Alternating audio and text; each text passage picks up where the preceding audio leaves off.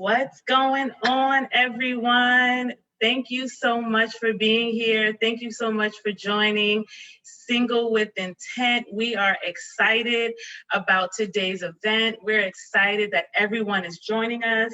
We're excited that you could be here. But we wanted to take one moment before we start this live to say that we are 100% really saddened by everything that's taking place in the world today. And we just want to let everyone know that we hope to have a healthy conversation that's just a distraction from everything that's taking place. But our thoughts and our prayers are with everyone, and we want to make sure that everyone finds a way to stay positive during this time and let everyone know that our trust is in Christ and we know that He has His hands upon us. So if you're on live now, if you're on Facebook, like, click, share. I'm going to ask all of our panelists to please unmute your mics. Everyone's unmuted. Welcome, welcome, welcome. So our event today, Single with Intent. So many people have been asking, what is Single with Intent, Steph? What are you doing? What is this panel discussion? So really, it's just a group of me and my fabulous friends that you see on here, and we're going to have a discussion about being single with purpose. So a lot of times, all of us have our conversations with all of our different friends, and what we really do is we have these conversations, and it's about being single in a relationship. We ask questions. We kind of get upset when things happen in our relationships, and we're always asking people for feedback. So we kind of wanted to have that conversation with everyone. We wanted to have an open dialogue. So that's what Single with Intent is. Single with Intent is being single with a purpose. So let me introduce my fabulous panelists. So everyone say hello when I introduce you. We have, and I'm gonna go in the direction of my cue. So Jason Ricks. Hello, hello, hello. How you guys doing? We have somebody's phone is ringing, hey. We also have my sis, DeAndre Johnson, what's up? Hi, everyone. Live all the way from California, out there in San Fran, we have my good friend JD. Hey everybody. And we have my sis, Cassandra. Hey everyone. And last but of course not least, we have my friend and my brother, and I'm super excited that he took the time out to be my colorful co-host. And everyone was asking, why do you call him the colorful co-host? You'll see as we keep going on in this conversation.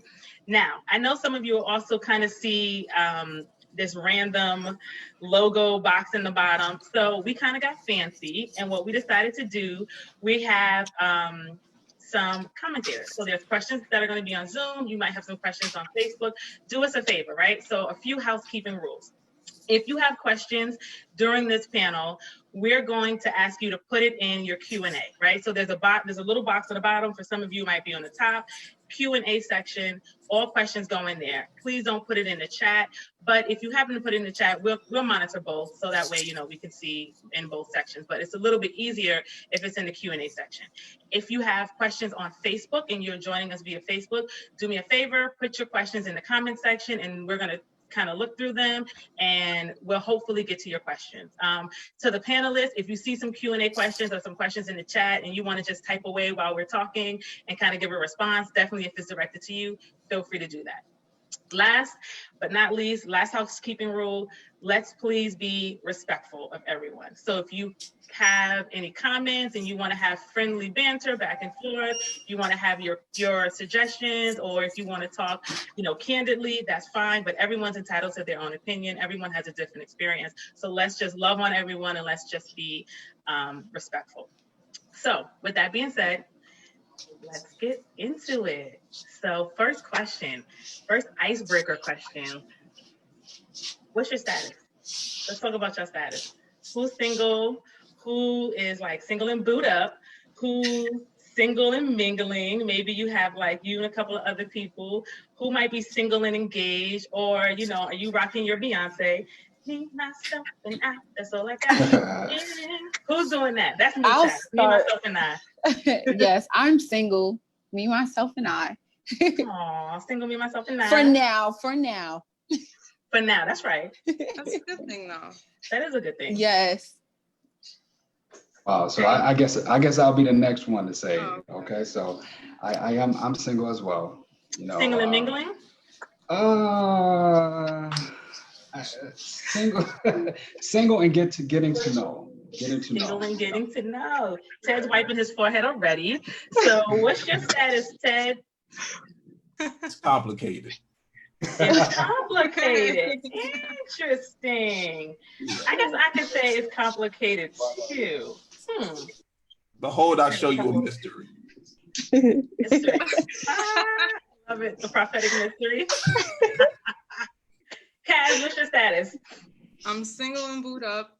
Single and boot up. She's taken, guys. So y'all can get out of my DMs and asking me about her. So there you go.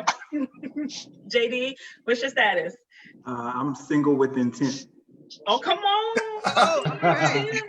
Thank That's you. a good See what he one. did there? All right, single with intent. All right, so let's get into the next question. For those of us that are single, why are we single? Like, what's the issue? Is there an issue? And kind of like a caveat to that is like, what's your end goal? Do you want to be married or do you not want to be married? Because some people are single and their intention is to stay single. They just want companionship forever. They don't believe in marriage. So are you single wanting to be married? And this can go for you too, Kaz, even though you're single in a relationship. Are you just trying to be, in a relationship forever? Or are you, single and want to be married? What's that about? Single and want to be married. Come Ain't on. that simple. Come on. I was going to slip the name out. It almost did. I was like, 70. Right. Don't say his name.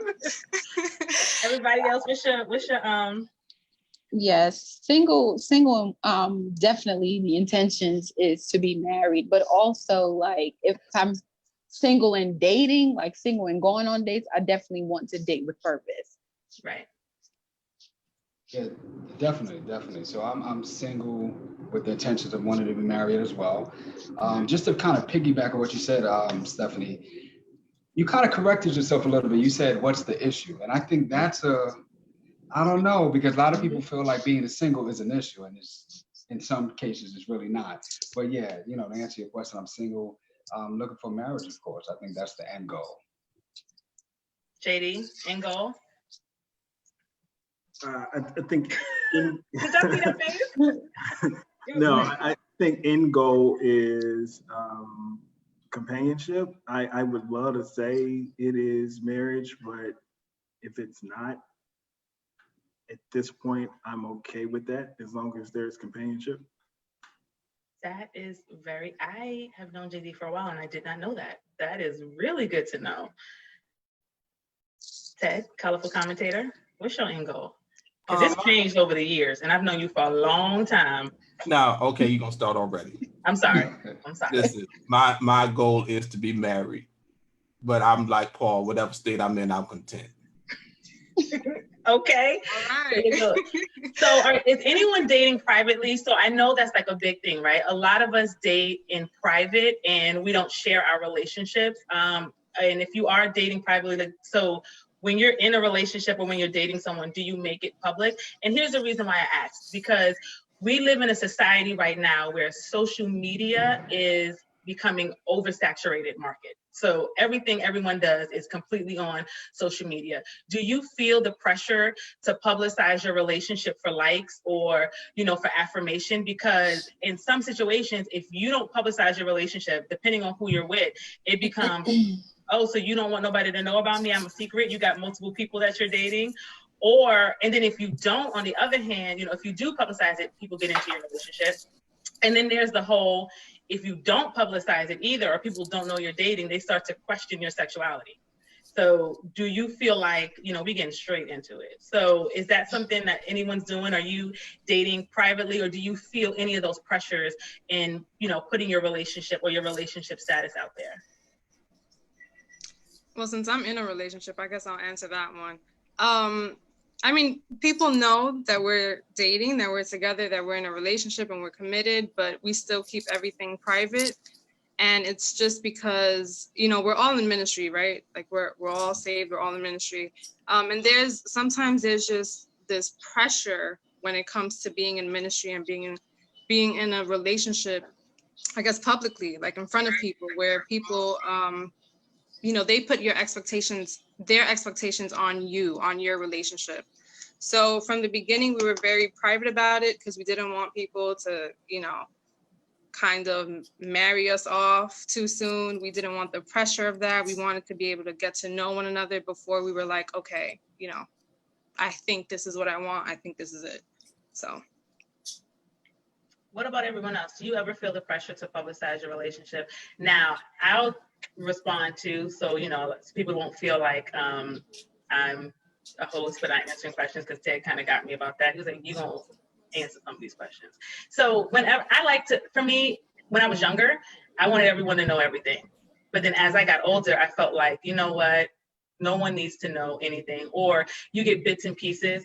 I was dating someone a little while back, and I used to joke, every time I would post a picture, it would be like a finger, it would be like an elbow, it would be me and someone. I was doing it hard. It was like a random hand. And people were like, one of my young adults in my church was like, I'm putting this puzzle together and I'm getting ready to find out who this person is. And I was doing it just because people would they really want to know your business. Now I feel like I don't want anyone to know, people are not gonna know I'm married until I'm married. Except for those, Curly, if you're on, I'm gonna let you know, girl, because I know how your anxiety is. So everybody else, you won't know until later unless you're invited to the wedding. That's how I feel at this point. Yeah. Except for my good friends, because I got to do a background check. So. Let me jump in there. I think for me personally, I am, first of all, number one, I'm highly introverted. So I'm probably on the extreme level of it. And also I'm a very, probably to a fault, extreme private person, because of the fact all I've known is being in church and being in the public eye, from being a musician to being a minister to being active in ministry. So there's always this kind of second thought in your mind of how what you do is going to affect people that are looking at you. And one thing I found out about church people, now I know most of going to church, that church people got elephant memory. They don't forget nothing. Not nothing. So the minute you put a picture up and that picture go down, they were like, there's something about people being in other people's business that people just love, especially in church. And one of the things I made a decision, because I had a situation that was very social media famous. And I made a decision after that. I was like, whatever I'm in, I'm not going to put on social media, because I don't need it to be on the court of public opinion. Mm-hmm. And especially because of the position I hold, when you're a preacher, people hold the person that you're with to a level that they don't hold the person that they're with to. Exactly. And the other thing is, and I know we'll go into this, is that people don't give you the opportunity to fail. Mm-hmm. So if you fail, you can't live that down. You can't make a mistake. So that really keeps me at a place like, oh, this has to say, not that you're hiding the person, but also I feel like, in my opinion, I have to protect the person as well, because there's a lot that comes along with not just dealing with this is what I'm saying, not just dealing with the typical person that's out there, but a person that has also an assignment from God and also feels a pull to something else. You have to consider, what are the backlash that they can get, because y'all know how women can be in church. Y'all can get in trouble, but y'all be giving them the eye. The Lord said, that's my man. Why she with him? And stuff. And don't bring her when you go to preach. God, okay. Go on to the next question. I think Jason wanted to piggyback over that too. For you, what is dating in private, and is that a thing that you do? And is there a reason why you do that? Why you date in private? Because I ain't never seen nobody chat. So, is this for JD or for me? I was saying for Jason, but I'm coming to JD after you. Okay. Well, yeah, definitely. Well, I'm a private person by nature. I'm laid back. I'm private. I think it is best to kind of keep your business on the low, especially like Ted said, because you are in ministry. The first thing they're going to do, they're going to judge you and the person who you with. You understand? You have to make them comfortable. And then at the same time, it's a 50-50 scale, because you need that validation at times. You need that validation from family members, from friends. Hey, is this a good fit for me? You know what I mean? Or is, that's how it is. But ultimately, I'm private. I think I'm gonna do the Stephanie thing. I did it before. You just see the foot, you see my foot, you see her foot, and we're gonna keep it moving. You know what I mean? Like that's just how it is. Every now and then you'll get like a little hand or something, but you know, I'm definitely private because I feel like you're right. You're right, Ted. You know, as you being in ministry, you're held accountable for certain things. You know what I mean? You're darned if you do, you're darned if you don't. And it's like if, for example, if they don't see you with a woman, right? They probably start assuming things like, well, is he that or whatever it may be, right? And then if they look at you and see the human side of you and say, wow, Shorty got a nice body.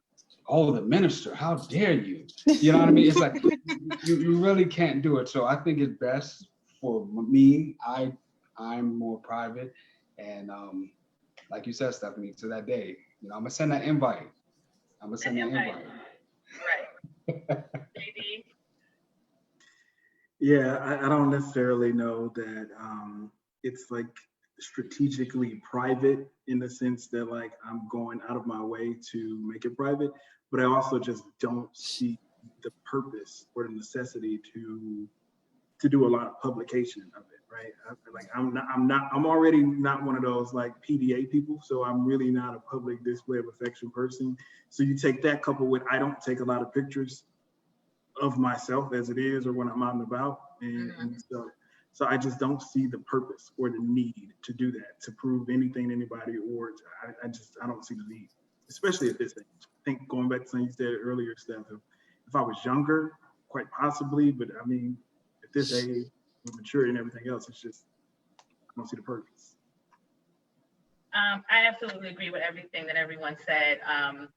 So single with intent, right? So that means being single with a purpose. It means that we should have intentionality during our singleness or our time of being alone. And we should constantly be preparing ourselves for our helpmate. So one of the things that we thought about talking about is self-reflection, right? How many people actually self-reflect during their time of singleness or when they jump out of a relationship or they, a relationship ends, whether it's, an engagement that doesn't work out, a relationship that doesn't work, or a marriage that doesn't work. How many people actually self-reflect? So I think one of the things that we kind of talked about on our meet and greet was, what do we do or what have we been doing to prepare ourselves for dating and a relationship? Preparation is key in anything that you do. You should always prepare.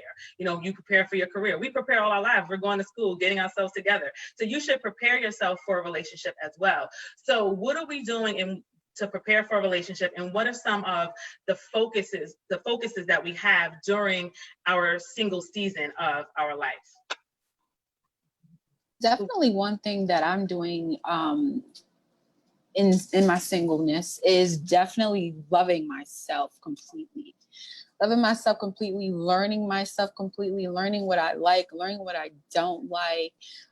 Definitely doing some self-inventory, some self-evaluation of maybe things that I need to stop doing that could potentially hinder my relationship between my husband and I. Definitely, growing in my expertise. If I feel like I want to start a business, I think that would be, something that I would focus in on, not just wait for a spouse to then do all of these things. I feel like we have so much time on our hands now that we're single to grow as an individual, mentally, spiritually, emotionally, financially. So I definitely feel like just staying focused in on what is in front of you to do. So that way, when he or she does come, you'll be fully equipped and prepared.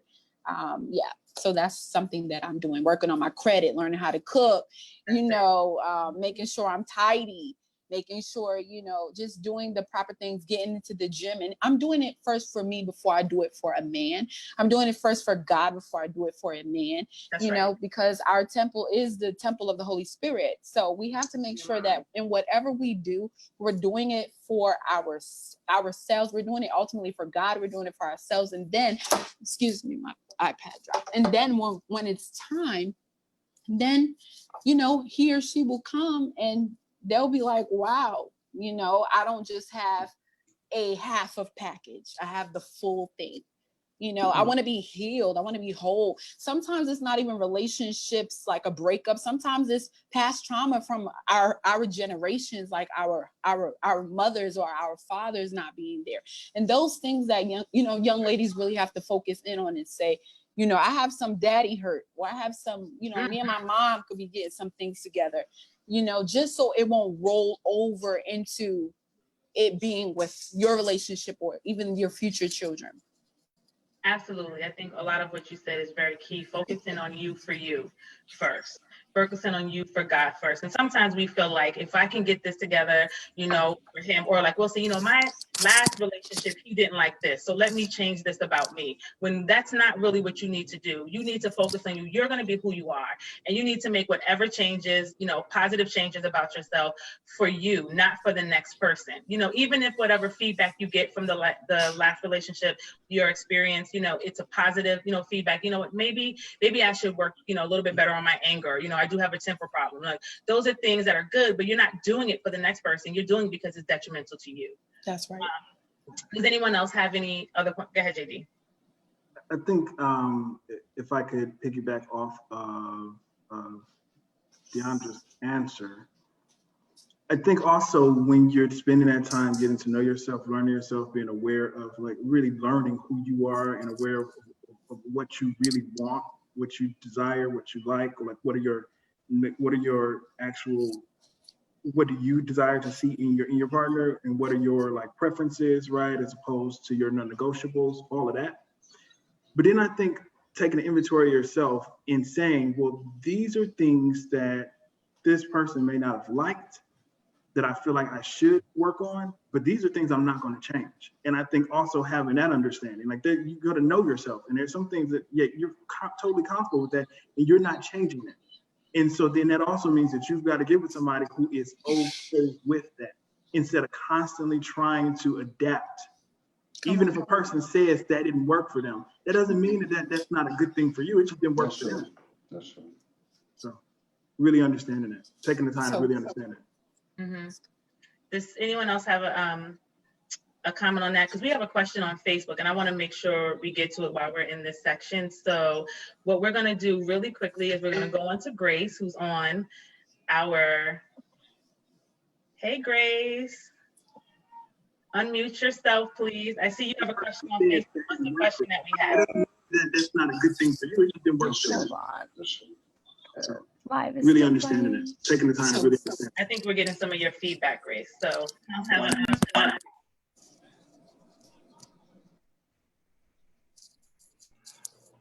well, while we're getting that together, I do have something I want to ask the panelists, and I would like at least two of them to answer. Because Deandra pose your question real quick, Ted. Okay. What's your question? I'm Grace. Got it. All right. So we have Eugenia, who asks, how do you deal with the dating process as it relates to being patient with someone, some of the characteristics in a potential companion? Like, let's say they are super needy or clingy and you're someone who likes space. She says, because I'm out here right now dodging, so, you know, sometimes we have some needy or clingy people. I can be one of those people, so. Okay, great question. Thank you, Grace. We'll bring you back in when we have more questions. All right. Yeah. That's a good question. Who wants to take that? How do you deal with people who are clingy when you're dating? Well, if I could jump into that, I think it's communication. I'm big on communication. You know, it's communication. So normally when someone is clingy, that is something from childhood. You know, maybe your mom wasn't around, maybe your dad wasn't around, maybe you felt abandoned. Whatever the issue is, let's try to get to that medium. You know, let's try to find some type of agreement toward that. And then my next step, if I was in that shoes, I would say, let's be realistic. I can't meet all of your needs. That's just how it is. You know, we have to communicate that. You know, you're needy, you need attention. Listen, we got that clear, we got that communicated, but I want you to realize that I'm not Superman, you're not Superwoman, right? And I'm not going to meet that every one of your needs. Now, I will be considerate at times. I may be tired, and she may say, hey, Jason, let's watch a movie. I will sacrifice, but I also, you know, will communicate that, you know, listen, that's something eternal. Maybe you need to look deep down inside and say, okay, why am I like this? this. Because think about it. Let's say we're in a relationship. I go on a business trip. I'm going to California, and now she needs someone to fill that need while I'm gone. You know, that's just an issue that needs to be addressed. And I don't think that's something that it's a relationship issue. I think that's an individual issue. Mhm. So I think Right. the first thing is to communicate that and say, okay, what is this issue here? The second thing is to just say, hey, you know what, I cannot meet that need. I will try to my best ability. And the third thing is like, okay, how can we solve this? I will walk with you. You know, I would talk. Listen, if you need counseling, if I need counseling, you're not in this alone. And I think once you give someone that security, they'll feel more comfortable. Mm-hmm. I agree. I agree. I think, go ahead, JD. I just wanted to, so I totally agree with what Jason said, but I also wanted to address that person gave it as an example, right? Like, what do you do if the person's clingy? But I think there's another question in there, and that's, what do you do if you're dating somebody and you see things about them that you don't really like, right? Regardless of the clinginess or whatnot. And I think that the first step is definitely communication, right? I think communication is key. Right. And quite often we don't do enough communication, and then B, quite often we don't do appropriate communication, right? So communication is key. But I think you also, going back to the previous question, I think also if you've taken that time to do the inventory of yourself and what you need, what you want, what you desire, as well as the kind of person you are and what you work well with and what you don't work well with, then you've established what works for you and what doesn't, and what's a non-negotiable, meaning there's just absolutely no moving on that. What your preferences are, saying, hey, I prefer this, but if they didn't change that, I can still be with them. And then some things that are just considerations, meaning, hey, I mean, like, I consider, if you're really considerate of me, you do this, but I'm not really going to split hairs over it. And I think really understanding that about yourself also helps you in that dating scene, because like for some people, what is looked at as clingy is for others feeling needed, and some people want to feel needed, right? And so it's really understanding who you are and what you really desire. Mm-hmm. That's good. And we definitely have a full section about that as well. And we're going to talk more into that. Ted, I know you wanted to pose some questions for the panelists. Let's go back to that. Yeah, but I want to piggyback off of JD for a minute, because sometimes let's look at the opposite. Why do you need so much space if you're in a relationship? That's good. We don't think about that. See, we always say, oh, the person's needy and they want so much attention. But what is it that's in your background? And I'm guilty of that too, of needing so much space that you're really not even being in a relationship. Because if you're going to be in a relationship, it takes time. So, you know, we always talk about, oh, this person, they're so needy, they need so much attention, they need so much this. But the question is, what in your behavior, in my opinion, that makes you that you can't give that kind of attention? Or do you really want to be in a relationship, or you just like the idea of it? Because a lot of times we like the idea of being in a relationship and how it looks, but when it comes to doing the work and doing the time, especially if you've been single a long time and been on your own, there are certain adjustments that you make in your life that once you start bringing somebody else in, it's like, yo, your whole rhythm has got to change to a certain degree.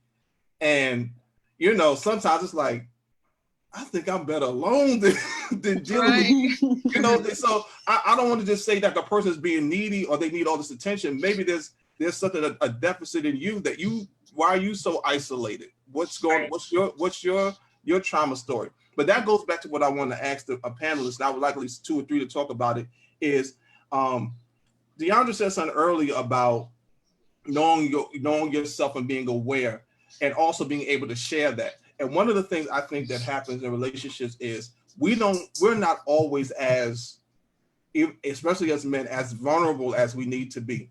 How important in being in a relationship is being vulnerable? For those that are in one, and can give us some examples of how you navigated that. Cassandra, it looked like you were getting ready to Cassandra, yeah, I'm sorry. All right. Well, I think being vulnerable is extremely important. And I've been on both sides. I've been on the side where I've needed them to be a little bit more vulnerable with me. And I've been on the side where I kind of, I refuse to be vulnerable because I didn't want to get hurt. And I think the reason why it's so important is because it goes back to trust, right? If you can't trust the person enough to be vulnerable, to show them a side of you that you normally wouldn't show someone else, then you kind of have to question, how long is this even going to last? Like, should we even be doing this, or should we even try this? Because trust is such a huge, it's really what holds, it holds the relationship together. And, not to, I know it's like not too spiritual conversation, but we're all spiritual, right? We're all led by the Spirit. If you believe in God, how can you have a relationship with God without trust? So it works the same way. As his bride, if we don't trust him, how can we expect to have a relationship with God? How can we have a relationship with other people, even with, like, whether it's relationships, friendships, family members, how can you expect to have relationships in general if you just don't trust them enough to be vulnerable and to share the things that are necessary? And being vulnerable means that you share when you're hurt, you share when, when you're upset about something, you share the things that you might be ashamed of, you share the things that, the public doesn't see, but because this person is your person, so to speak, you're willing to share that, you're willing to be, shamed, or you're willing to feel shamed in front of that person. You're willing to be not physically naked, but I mean, mentally naked, emotionally naked, spiritually naked with this person, where you're willing to be open and honest. And yeah, I just think it's extremely important. And again, I've been on both sides, so. So let me pose a question, that's a caveat to that. And then we have a question in the Zoom chat that we're going to get to as well. Sometimes, and this is going to be for the men, a lot of times it's said that when men are vulnerable, they are feminine. So that's why they hold back in relationships. What do you feel about that? Like, do you seem to hold back and not share or not cry or not, share your real feelings? Because I've heard females say that before, or I've heard men say they're not vulnerable because they don't want to come across as feminine or weak. They still want to feel like they're a man, like as if vulnerability makes, emasculates you in some type of way, which we know is not true. JD looked like he about to jump out of his seat. Go ahead. Oh, bro. Unmute. Unmute yourself, JD. You're muted. I think that's a necessary question. I think it's also a loaded question, right? I think, first of all, there's a difference between vulnerability and still how you show your emotions, right? So just simply saying a person is vulnerable, meaning that they're open to you, they're letting you see their fears, their failures, their dreams, I hope just that they're open to you.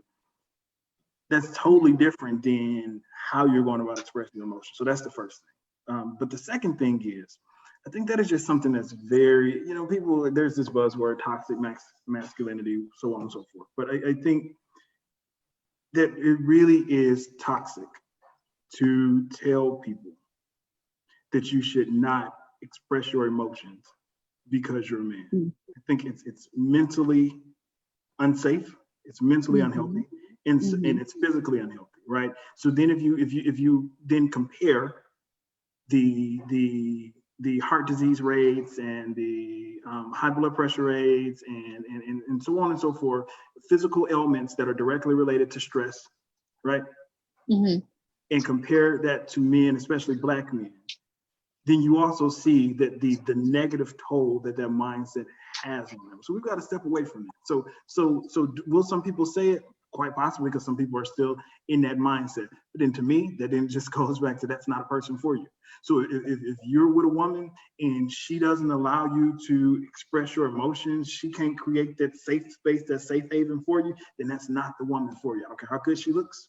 I don't care how good she cooks. I don't care what family she comes from. Come on. Okay, how much money she has, she's not the woman for you. So I want to hop to this question in the Zoom. So we're going to bring out our Zoom commentator now. Emma, I'm going to ask you to unmute, please, and to start your video.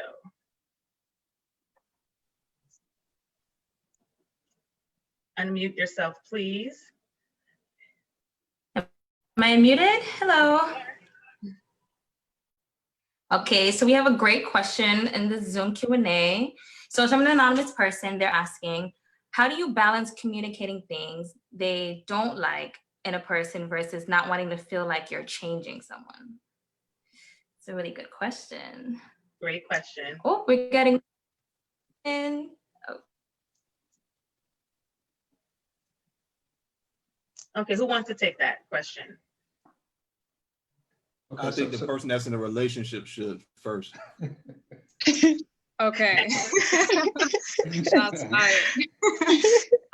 So the question is, I'm sorry, let me just reiterate it. So the question is, how do you share the things that you don't like versus trying to change them? Yeah. Is that what it is? Okay. I think it goes back to what Jason and JD and even Ted was saying, is really just communication. There's going to be certain things that you're not going to like. It's inevitable. It's two people being together, or two whole people that like what they like, they do what they do, and they're coming together. And up until that point, they were doing what they were doing already separately. So when they come together, there has to be some compromise there, and there has to be that communication. There has to be that conversation that has to be had in terms of, this is what I like, this is what I don't like. And it goes back to what JD was saying, which I know we're going to go into later, but what are the things that you're willing to negotiate with? What are the things that you're not willing to negotiate with? Because, if it's as big as, I don't like that he's not saved because, you're saved, that's a huge issue, right? For some people, it should be a huge issue, right? But if it's something as in like, I don't like that he leaves the toilet seat up when he comes over to my house versus, that's really not a non-negotiable. That's something that you guys can have a conversation about. Like, listen, I don't like when you do this. And if he says, I'm sorry, but I'm going to keep on doing it, it's the decision is up to you, whether it's a non-negotiable and you want to stay and you want to deal with it. But I think it has to be a conversation, and you have to be willing to negotiate. You have to be willing to compromise, because that's really what a relationship is. Mm-hmm. It's people giving and taking. So when you're having that conversation, you also have to be mindful. You also have to be, you have to have that conversation with loving kindness. You have to be encouraging even when you have that conversation. So if you're asking how would you have a conversation like that, I would say, let me think of an example that's not personal. So no one on here. Okay, let's say I don't like that he eats with his mouth open, which is not true, guys, okay? Mm-hmm. But let's say, I'm with someone and I don't like that he eats with his mouth open, and that's a pet peeve of mine, because I can't go outside to dinner with you and have you eating with your mouth open, like, and talking to me like that at the dinner table. So I would have that conversation at home, like, hey, honey, do you notice that, you eat with your mouth open? It bothers me sometimes. It kind of distracts me. You have that conversation with loving kindness, because I know, especially for a woman, sometimes I can be like very blunt, very like, why are you eating like that? Or and we offend one another in that sense. So I think, again, it goes back to communication, it goes back to compromising, it goes back to knowing who you are, what you're willing to compromise with, what you're willing to talk about, what you're willing to deal with. If it's something small like that, then obviously those are things that, if you guys get married and he still eats with his mouth open, if you love him enough to stay with him, then just deal with it, right? But if it's something big, like he's not saved and you are, and you're unequally yoked, and that's going to be a big deal, then that's going to change him. And inevitably, you don't want to change him, right? You don't want to force something on him that he's not. And vice versa. I don't know if an anonymous person is a man. So you don't want to force something on her, and force her to be someone that she's not either. And so again, conversation, communication, compromise. And then if it's a deal breaker, then just leave. It's okay to walk away from a relationship and decide that this is just not for you. JP is over there shaking his head like he has it. Jason. Oh, okay. Well, I totally agree with everyone said. I think the best way I can break this down is to view it like money. It's better if someone asks you for $20, it's better to give it to them than to loan it, because it's all about expectation. So if I'm dating someone and I see an issue that I just don't like, you know, first of all, I got to expect that I can't change that person, right? Second of all, I'm going to put it out there. You know, like as Cassandra said, hey, you know, you eat with your mouth open all the time. You're dropping crumbs on my floor. It's too much. I can't bear with it. But my expectations should change because people have free choice. She could simply say, well, oh, well, you know what I mean? And then what are you going to do then? You know, Right. so I think a situation like that, if it's like non-negotiable, if it's like something that you can deal with, you might as well just deal with it like that. But if it's something that's just a deal breaker, you know, it's time to move on. Like my brother JD said, you know, it's like some people are just not for you. You know, if there's a deal breaker that you have, it's just not for you. You know, so I think it's expectation. You know, I think we have unrealistic expectations these days in relationships.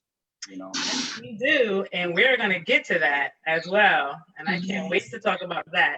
But before we close out this section on self-reflection, one of the things that we talked about during our meet and greet was being healed from past wounds and past traumas before you enter into a new relationship. So do we ever feel like, you know, I think one of our panelists said it when we were throwing out our quotes was, you know, you need to make sure that you're whole.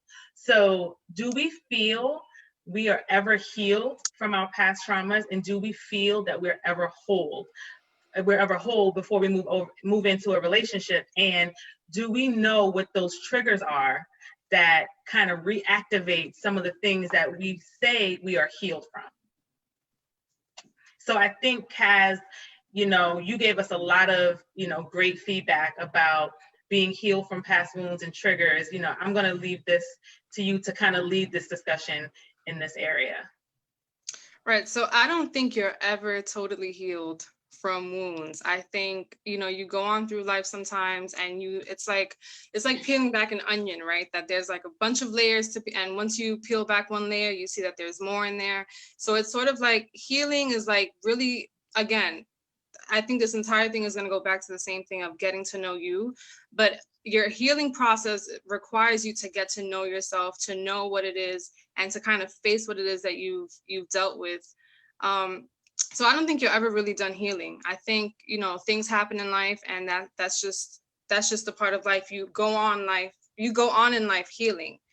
But I also feel like if you don't try to actively deal with those things, and you don't try to heal from certain things that you've gone through, then you carry that into your relationships. And I know we also talked about like baggage and things like that. And so the example that I gave was, you know, my own personal example, which was, you know, a couple of years ago, some of you that know me know this, but a couple of years ago, I was engaged and he committed suicide. And so when he passed away, I gave myself like a short period of time to kind of deal with it, right? I stayed away from the world. I dealt with it, or I thought I dealt with it. And then I moved on. I was like, okay, let me focus on what I need to focus on. So I focused on school and I focused on working. I focused on trying to get to know me, but I never really focused on healing. I never really focused on facing that trauma. And so what I noticed, and I noticed it recently, I'm not saying I noticed it over time, I noticed it recently, honestly. And I want to say he passed away 10 years ago, right? So I noticed it recently. It took me 10 years to realize that I was carrying the trauma of abandonment from him, because I felt like, you know, for one to commit suicide, it was like that, right?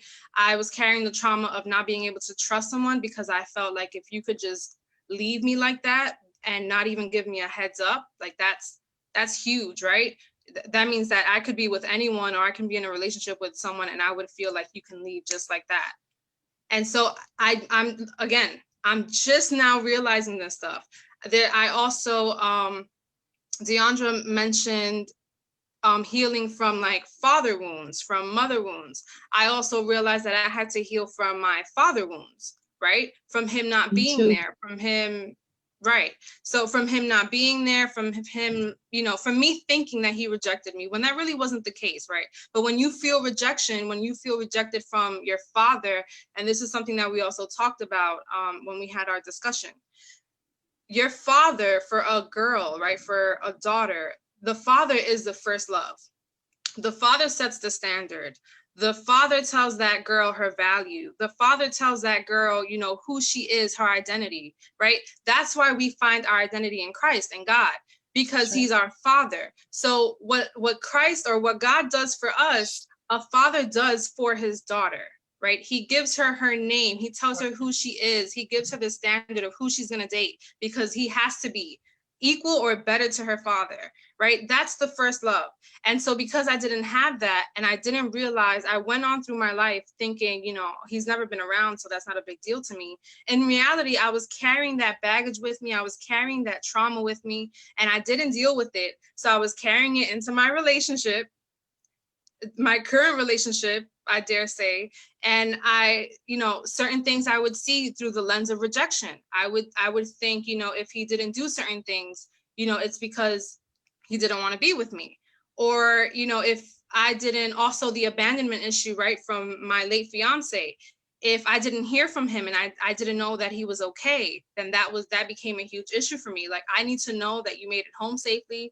If you fell asleep, you know, you could have fell asleep on the wheel. So I would panic because I hadn't healed from abandonment. I hadn't healed from rejection. I hadn't healed from my father wounds. I hadn't really even gotten to the core of who I was, because my father wasn't there to give me my identity.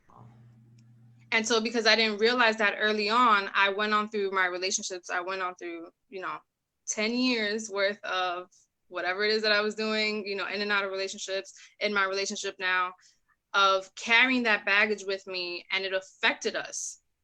It affected each and every person that I came in contact with, because they saw that. They saw me feeling rejected. They saw me feeling hurt. They saw me being worried late night hours. Like, did you make it home? Why didn't you text me? Just because I needed to know that you were still alive, that you didn't just abandon me, that you didn't decide to kill yourself, or that you didn't get into a car accident. So trauma is real. Dealing with trauma is real. Dealing with the hurt and healing from it is real. I don't think you ever fully heal. I think you learn to cope. I think you learn to get to know yourself and get to know your triggers. I think you learn to get to know, how can I say it? You get to know what makes you get to that point. You get to know what's your button, that thing that pushes you to that point. You get to know what it is, what's that trigger for that trauma. You get to know what it is that hurt you. So for me, it took me 10 years, and I'm still learning more about myself. I'm still learning things, you know, that I haven't dealt with. But healing from trauma is like, wow. Yeah. If you carry that into a relationship and you never deal with it, you could damage that relationship and never come back from that. I want to just jump in there real quick. It goes back to what I was talking about self-awareness. And I was reading a book about a few years ago called Invisible Presence, and it was talking about the relationship between a man and his mother. Because I have a wonderful mother, but we sometimes had a very strained relationship when I was younger. So I could see a lot of that resentment towards her in certain ways that, you know, I've worked with, I'm still working through, come up and show up in my relationship life.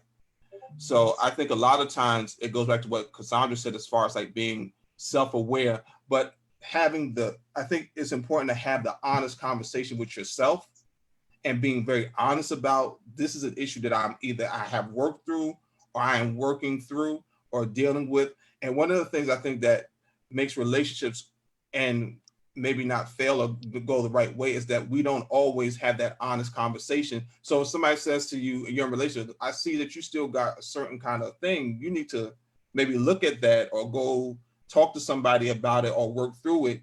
But a lot of times it becomes this defensive thing. Oh, what you saying? I'm good. But I'm like, okay, this is a repeat behavior. And I'm not talking about anybody, but I'm just saying we all see stuff about each other. But I think the thing about it is, you know, you have to be aware of what your trauma is and do what it takes and to deal with it. And let me say this, even as Christians, it takes more than prayer. It takes more than hearing the word and speaking in tongues. Sometimes you need to get professional help. Yeah. And That's right. we're so prone to say, you know, that we're in the spirit, because what happens a lot of times, and this is just my opinion, my perspective, a lot of times we use church to anesthetize the pain. Yes. To numb it, yeah. It just becomes a band-aid that we don't really want to deal, because to peel back all those layers, to open all that stuff up. And I believe in the power of the Holy Spirit. I believe in the presence of God. I believe he participates in us getting where we ought to get. But I also believe that he has sent people on earth who are trained to do what they do, and they're not always our pastor, to help us walk through stuff that if you don't address, and if I don't address, it's going to destroy our relationships. And a lot of people in church, we want to say, you know, God said we're going to be together, but you still hate your father, and you hate your mother, and you can't get along with nobody. You don't know how to speak to people. Yeah. But we don't always want to deal in the practical of the reality of these things that are going to come up, because, you know, you're going to be in church for an hour or two on Sunday, but you got to live 7 days a week with 24 hours with yourself. Right. And like Shakespeare said, to thine own self be true. But going back to what I said, even for men, I think now we're even starting to deal even more with our mother wounds, because that's something that we have not always wanted to touch, especially in the Black community. Like, you know, there's some toxic stuff that has gone on with men and their mothers, or whatever experience they've had. And I think we have to open the space up for us to really deal with stuff outside of just saying, you know, just talk to God about it, he'll handle it. Because if he would handle it, why we keep on breaking up?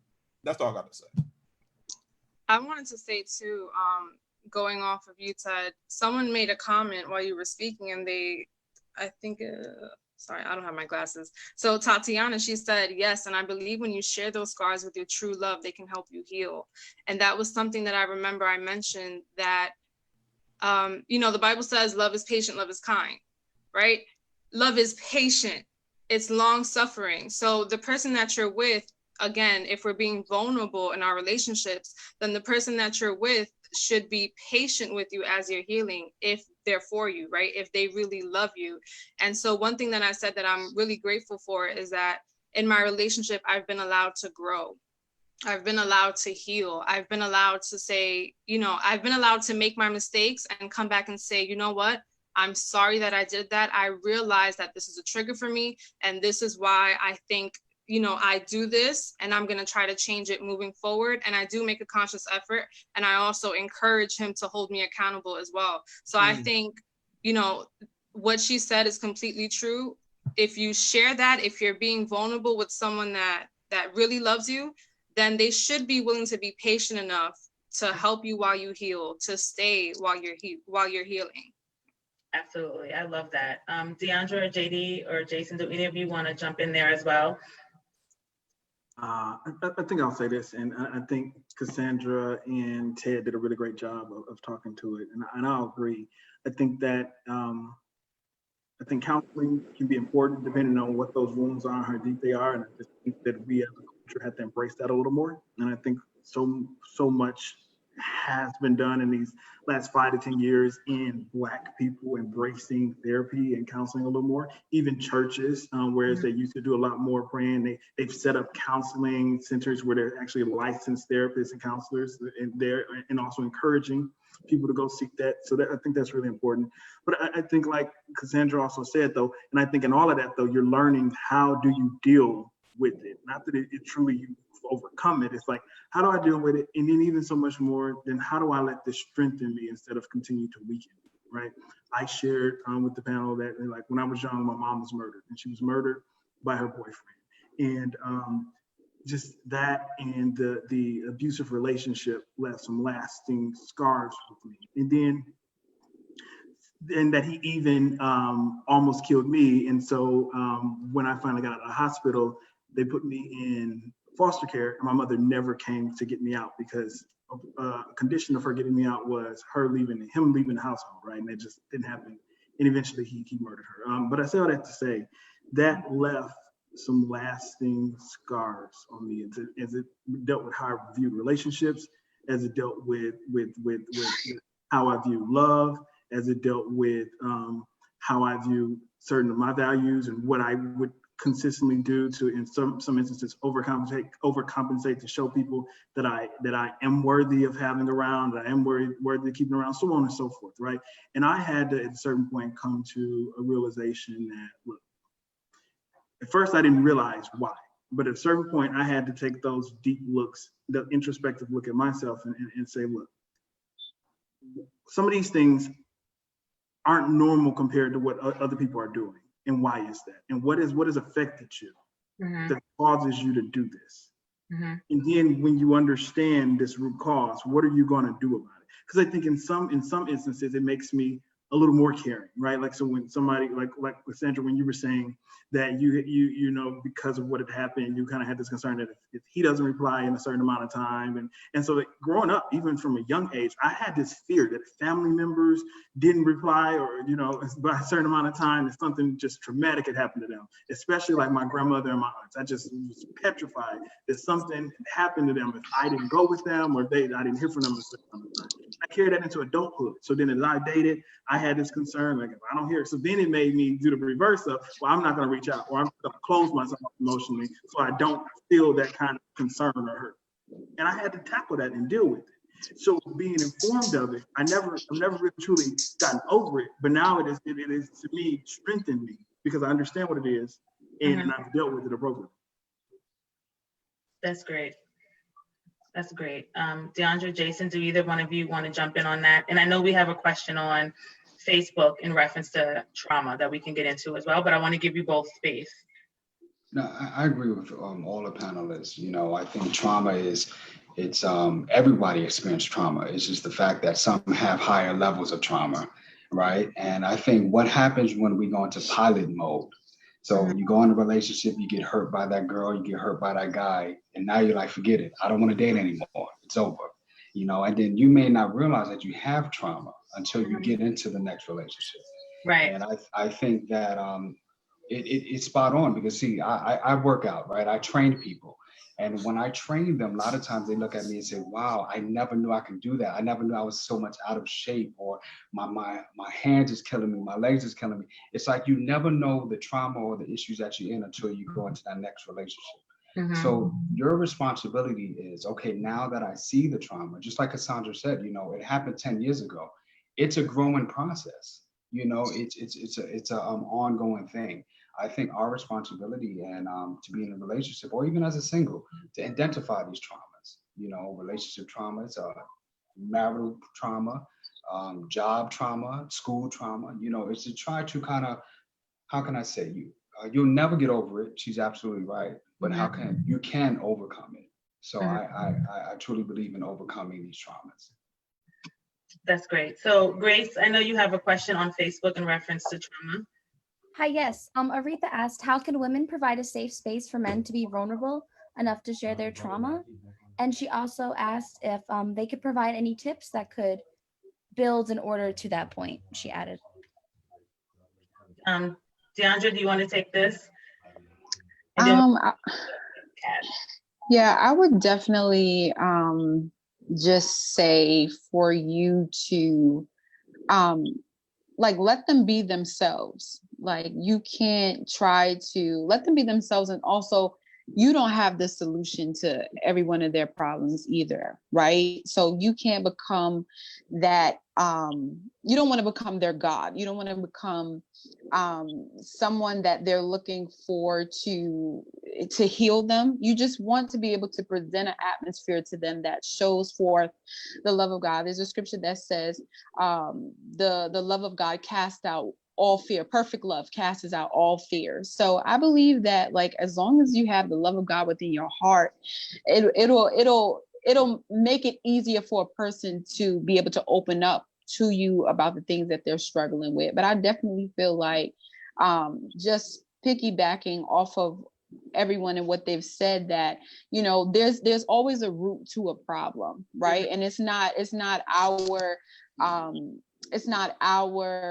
intentions as women to pick at that root. I feel like if you're dealing with something sensitive like a baby, we're not just going to grab the baby, manhandle the baby. We're going to definitely show forth care and compassion, but we're also going to say that you can overcome this, you can get through this. So I would definitely say present an atmosphere of love for that individual, whether it be a man or whether it be a female. Definitely present and be a listening ear, but understand that you will not have all of the solutions as well. And I agree with counseling too, like, encourage them to seek out professional help. Encourage them, because we just don't know it all. You know what I'm saying? We, again, like Ted said, prayer is, we know that prayer is key, but prayer is not always going to be the end all be all solution of a thing, so definitely just create that atmosphere for them.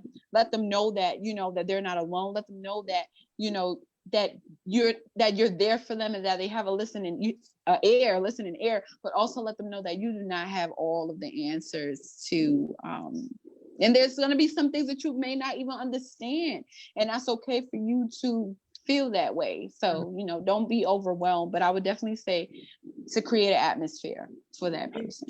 To piggyback on what you said, to let them know that you're always there to support them through whatever it is that they're going through. Support is key in any relationship, regardless of the aspect, whether it's, baggage, trauma, issues, or just supporting them in, their life goals. So being able to support the person and just say, I don't have the answers to this.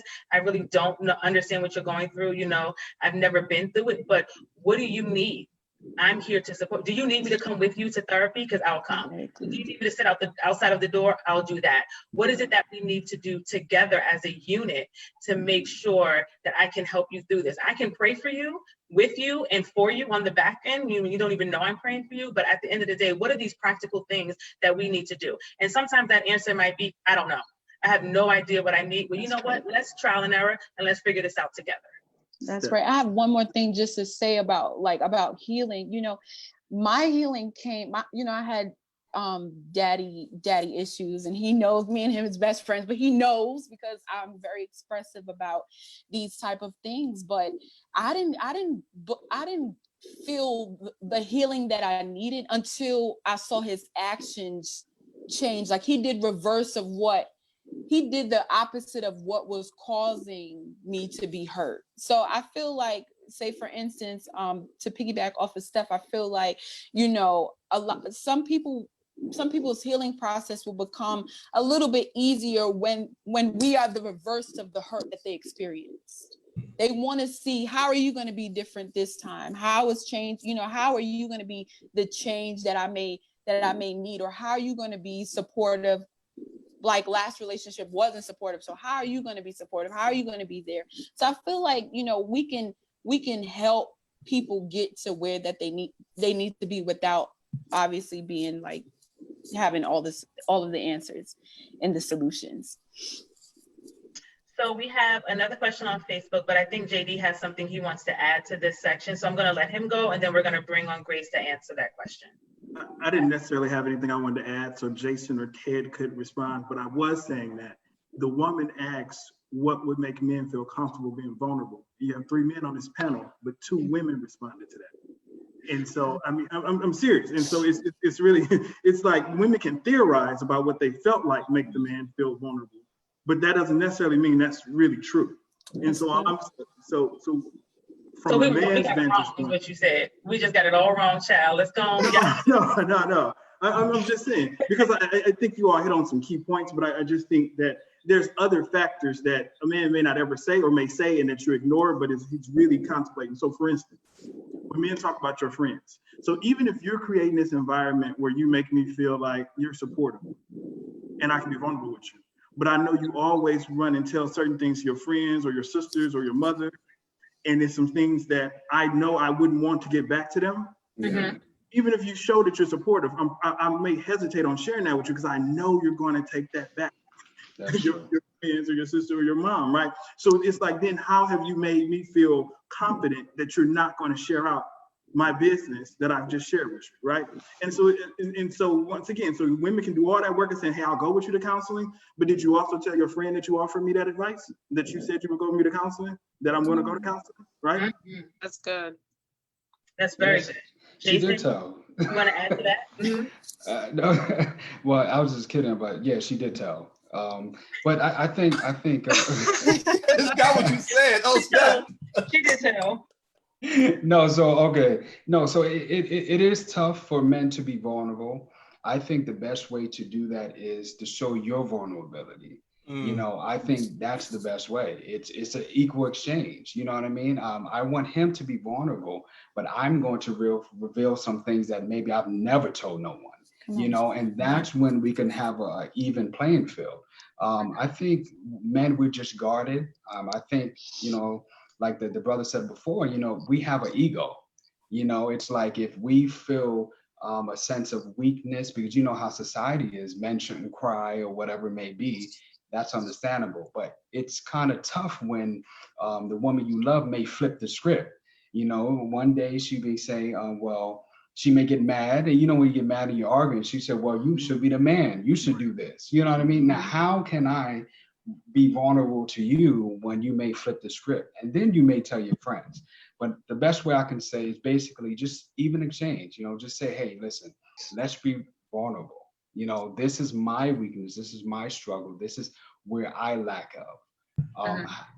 Let's set out a day. It's called Vulnerable Day. Wednesdays at Vulnerable Day Wednesdays. Yeah, Vulnerable Days Wednesdays. We're gonna have dinner. We're gonna turn off the TV. We're gonna talk to each other, and that's gonna be our vulnerable time.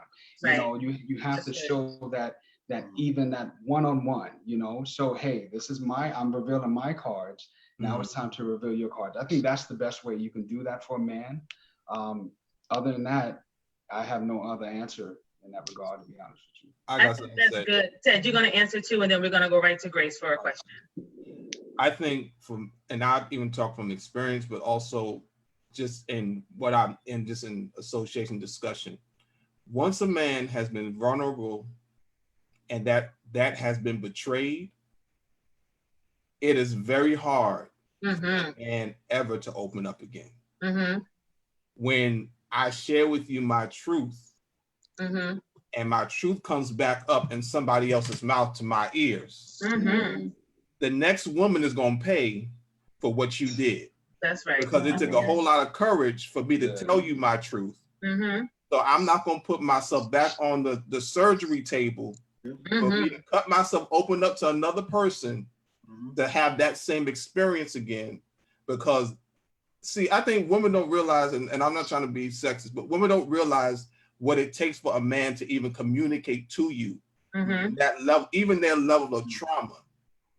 And to hear that somewhere else come back to you says, nah, I'm not doing that again. Right. We're gonna keep on surface level. Because, and I guarantee you, any man that is like that has had his trust betrayed by a woman before. I put everything, I believe 95%. If they say they don't open up, they opened up to somebody and it got back or was betrayed some kind of way, and they're like, I'll never do it again. I can guarantee you that's the truth.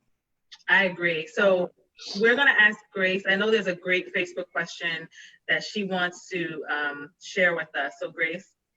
JD sort of touched on this question, but Eugenia asks, do you think that men don't show their vulnerability for fear that it will be used against them in the future, which is kind of what you talked about, or throw at them to emasculate them? That's a huge fear for men. Yeah, I mean, absolutely. And I think, to tie it in, so I have this example, but it stuck with me for a long time because I was in high school and I was dating this girl and I told her, going back to, my mom died, things of that nature. And one of my concerns was that because I witnessed so much abuse at a young age, that I would be abusive in relationships. So because of that, I really refrained from arguing. That happened the way into adulthood. I would not argue in relationships, right? But we got into this really big thing one time, and he said, you say you love me, all this other kind of stuff. But what if we were to get married or something in the future and you abuse me and beat me like your father killed your mother? And that just really really, I mean, I was livid about it. I mean, I'm so bad. So much so that, you know, like I had told my sisters and cousins and then they were ready to beat her up and all that kind of stuff. But the point is, but the point is that stuck with me so much so I never shared that concern out ever again. I never opened up about that ever again in a relationship. So yeah. I think that's key. I think everything that everyone said is key. Being able to have the safe space for the person to feel like they can trust you so that they won't feel like it'll come up to them again, so that you won't throw it in their face, so that they don't feel like they're emasculated. Saying something like that is just completely unacceptable on any level, regardless of, you know, if it's the most surface of stuff. You know, you don't ever want to share any aspect of your life or of your feelings to someone that you love and care about for them to use it against you. And I feel like a lot of times that's what hurts relationships. You know, there's so many other different things that hurt relationships, but not feeling like we have that safe space to grow together or that safe space to share. And then that's where we lack the communication. So now we don't talk because I don't trust you, because I don't know what you're going to say. Or, you know, we're at the dinner table with your family and now they're telling, you know, us, did y'all, you know, work on that situation? And it's like, no, Ma, I did not tell you that. But, you know, I don't know, but don't do that. You know, or your family throws it in their face, you know, and this is why I didn't want you with her anyway, because blah, blah, blah. Yeah, I didn't want him, you know, people do that. And sometimes you don't intentionally do it, or it just comes out and people have diarrhea of the mouth and they just start shooting stuff out. But you want to create that space. Like, what's in your relationship is yours. This is not our relationship. This is, you know, you and I's relationship. And I think with that and everything that we talked about, self-reflection and being able to, you know your triggers, know your traumas, know what baggage. The reality is we all come with baggage, some type of baggage, some aspect of baggage, some aspect of hurt that we have not healed from, or that we feel we have healed from, or that we are healed from, but it's like it's a scar. So even though you're healed from it, it's still there.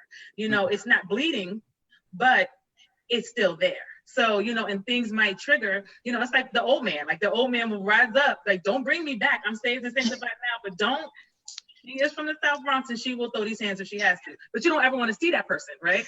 So it's the same thing in relationships. You know, we don't want those type of things to happen. And I think this is a great segue into our next topic, which is unrealistic expectations in relationships versus real life. So I think my colorful commentator is going to take over this portion, and because you know I'll leave it to him. Unrealistic expectations versus real life dating. Now, we got a lot of YouTube relationship gurus that teach a whole lot of stuff. I'm not gonna get on my soapbox about all that. Go on. I want to talk. I want to talk. And I'm going to do this differently. I'm going to start with the men first. I'm going to talk about, you know, what is a deal breaker and what's non-negotiable for you? Because, you know, deal breaker is a word that you hear a whole lot now today. You know, they always ask you, you know, you get a little YouTube clip. They tell you, you know, make sure you have your deal breakers. Make sure you have your list, you know, of what you want and what you don't want. What is a deal breaker for you? I'm going to start with the men first, and then I'll go to our beautiful women on the panel, and they can share with us. Just talk to me, Jason. Okay. All right. Well, for me, the deal breaker is, first of all, I'm in ministry. So I feel that anyone who is opposite of my belief and my relationship with Christ is not even going to go. You know, it's not even an option. I'm not going to sit here and sugarcoat it like it is. I won't treat the person bad or nothing like that. It's just that I'm long-term. I think long-term. I don't have time to think short-term goals. You know, so a deal breaker for me is your relationship with Christ. You know, how can we complement one another? You know, I think that I mentioned this in our last meeting. Michelle Obama couldn't have any on one. You know, she needed Barack. Barack couldn't have any on one. He needed Michelle because of where they stood at in their professional lives. They knew that the cameras was always on them. They had to act a certain way. As being a minister, I'm a down-to-earth minister. I like watching basketball. I love going to eat. I like bowling, whatever. The camera is always going to be on me. You know, as a Christian, is always going to be on you. That's just how it's going to be. So a deal breaker for me is that you have to be a believer of Christ.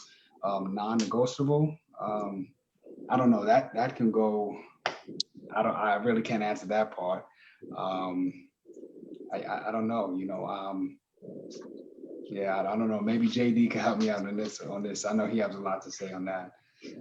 But yeah, that's definitely a deal breaker for me. And I would say also I'm a family guy as well.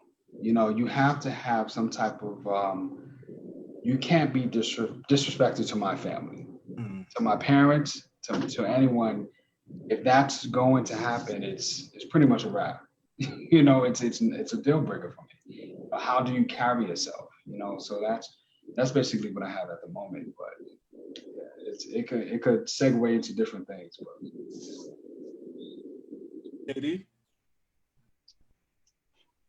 Yeah, I mean, the overall, you know, I have strong feelings about the overall topic of like what are non-negotiables, how they work out, what are preferences. You know, as I told you all, I kind of look at things in three categories now: my non-negotiables, my preferences, and my considerations. Right? Mm-hmm. You got to hold firm in your non-negotiables, and if you're not holding firm in them, is it really a non-negotiable? Right? Mm-hmm. And so you've got to really do the work to understand it about yourself. All of us on here, it would be assumed that if a person does not believe in God, right, then that just, not to say that you can't love them as a person, but can you be in that intimate relationship with them? And no, right? For those who, you know, for people who just cannot stand smoking, it's like, if this person is smoking, that just cannot work for me. There's nothing to negotiate. There's no, you can go outside and smoke because I hate the smell of smoke. It makes me sick. It's not going to work, right? And so on and so forth. I know my non-negotiables. And I think the older you get, the more you have that firm understanding. The younger you are, yeah, there's some room for understanding exploration. You're 20, 21, you may not understand all that right now. Get over it's like, you don't play around with it. As Jason said, you got to be intentional at this point with who you're dating, why you're dating them, and what's your end result. If it's things about you that I just know don't work for me, I'm not even going to play around with you, because where can we go? Like we're going nowhere, because those things don't work for me, and I'm not going to expect you to change them, because I think that's a mistake that we've got to stop making. If you've got to say, as this person is today, right now, am I okay with that? And that's where the non-negotiables and the preferences and considerations make a difference. Because if like they have some things I prefer they didn't do, but I'm okay if they never change on that. It'd be great if they did, but I'm okay if they don't. There's other considerations, like, you know, quite often women say to men, he doesn't turn, you know, let the toilet seat down, you know, and it's like, okay, that's a consideration. It'd be considerate of him if he did that. It's not even a preferential thing. It's just, that's a consideration. And those things like that, it's like, yes, those can be dealt with. But as you are today, if you never changed a single thing about yourself, would I be content with still being in a relationship with you? Could we move forward? And you got to ask yourself that tough question. It's no changing a person because they have to change themselves. Cassandra? I mean, I guess we all have the same deal breaker. But if they're not saved, but since I am in a relationship and, you know, he is saved, other deal breakers would be, you mentioned some of them, like drinking, smoking. Oh man. Oh, the one that I mentioned, I forgot about that. Not having vision. If you don't have vision, that's like, oh, that gets me to my core, because I'm a visionary. And so if I'm going to be led by someone, that person has to let me know what we're working on together. They have to show me the vision. They have to tell me what they need help with, because I'm your helpmeet, right? I'm going to be your helpmeet. So that means that you need to give me the entire vision so that I know where I fit and where I can help you, where I can assist, and where I can let you take over. But if a person doesn't have a vision, and if I communicate that, or I communicate that I need that, and they still don't work towards that, that's definitely a deal breaker for me. I don't know. I guess those are it for me. I want to throw something out there, and Stephanie will get me later. Let's finish. no, I just want to, no, you know what? Because no, she said something about drinking. I want to ask a question, but go ahead, DeAndre, then I'll let you, then I'll say my comment. Ask your question. You want to ask my question? Go ahead, because I know where this is going, child. Let DeAndre do hers, and then you ask your question. Huh? Let me and DeAndre do ours, and then you. Okay, yeah, y'all do y'all, because I got a question. I have a question. You all listed all of them, seriously. I would definitely say just understanding that we have to be pure in everything that we do. So I would definitely say, like, being pure and not being intimate before marriage. I feel like sometimes I just feel like sometimes it's, when you've already been exposed to doing something, it's not that you don't have self-control. The Holy Spirit gives us self-control. So it's not like you don't have self-control, but I just believe that, like, you shouldn't put yourself in a place where you're going to sin. It's like, if you know that you're struggling with drinking, why are you at the bar? So I definitely feel like if it's going to be something that you continually try to do, then, like, yeah. So, I mean, but everything else, I agree with everyone else's different. So I'm just going to throw my little piece in, then I'll let you go, Ted. Let's go to one of the Facebook questions first, and then we'll go to yours. So for me, in reference to deal breakers, right, I think the first thing is, do people really know what deal breakers are, right? For me, deal breakers, I think JD was saying, some are considerations, some are preferences, some are non-negotiables. So for Stephanie, a deal breaker is not that, you put your pants on with both feet first, you just jump in them every morning. That's not, I'm not gonna be mad, and I think on our, our meet and greet, Jason was saying, if you get up in the middle of the night and eat peanut butter, I'm not gonna be mad about that. For me, a non-negotiable is, or a deal breaker, is something that I didn't sign up for in this relationship or in this marriage. Something that is detrimental to me, to my health, and to our life or my life. So I didn't sign up for being in a relationship with a man who's now in a relationship with another man. I didn't sign up for that. So this is over. Thanks, but no thanks, right? So no judgment, none of those issues. You lied, you're cheating. I'm done, right? So, and I know what conversations are going to fuel from this and questions, and I'm doing that on purpose, right?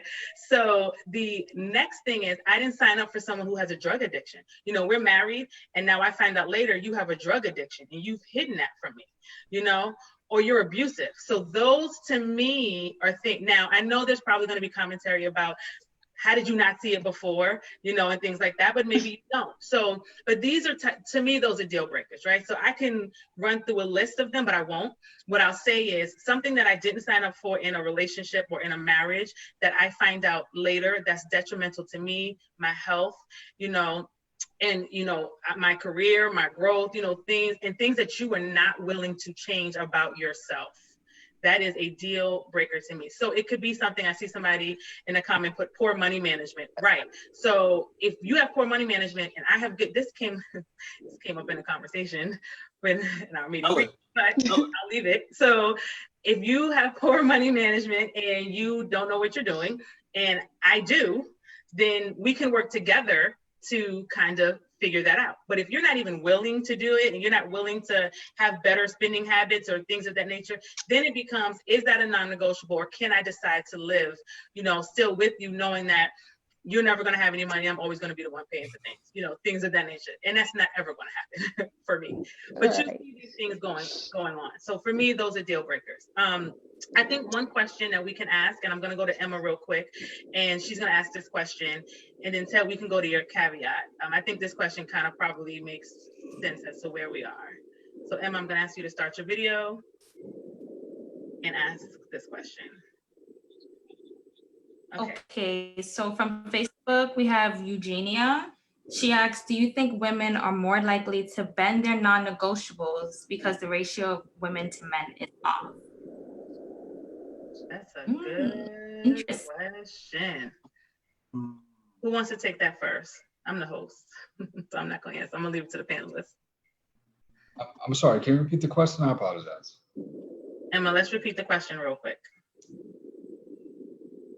She said, do you think women are more likely to bend their non-negotiables because the ratio of women to men is off?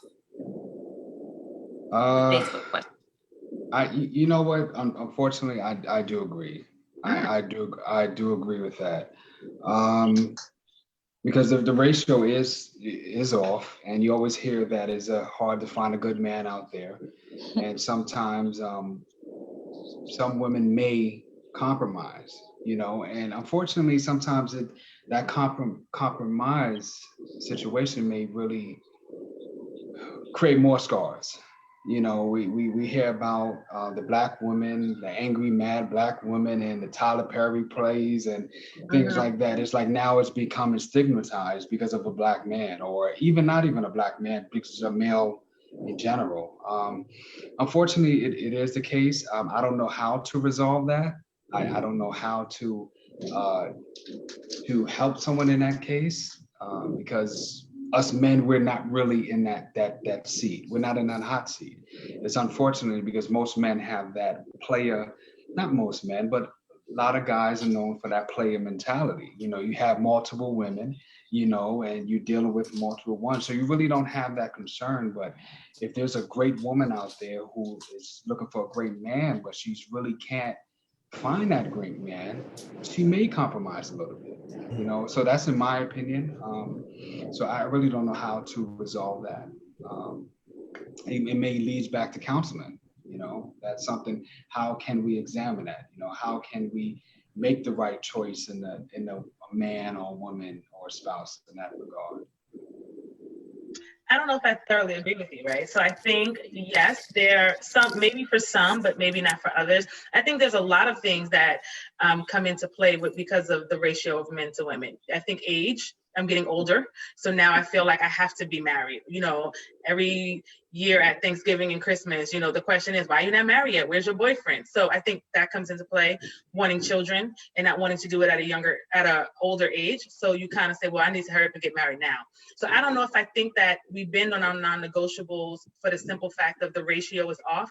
I think that there's so much pressure that's put on females or just people in general to be in a relationship and get married, especially if you're in ministry. Then it's, you need to be married. You can't be out here in ministry without a wife or without a husband. So I think there's so many levels to that come into play. That's not necessarily just simply because the ratio of, I do think that there is a portion of that is true, and a portion of women that do make that pivot and say, well, you know what, this is not important. I think there's maturity that comes into that as well, where we start realizing that some of the things that we thought were non-negotiables aren't.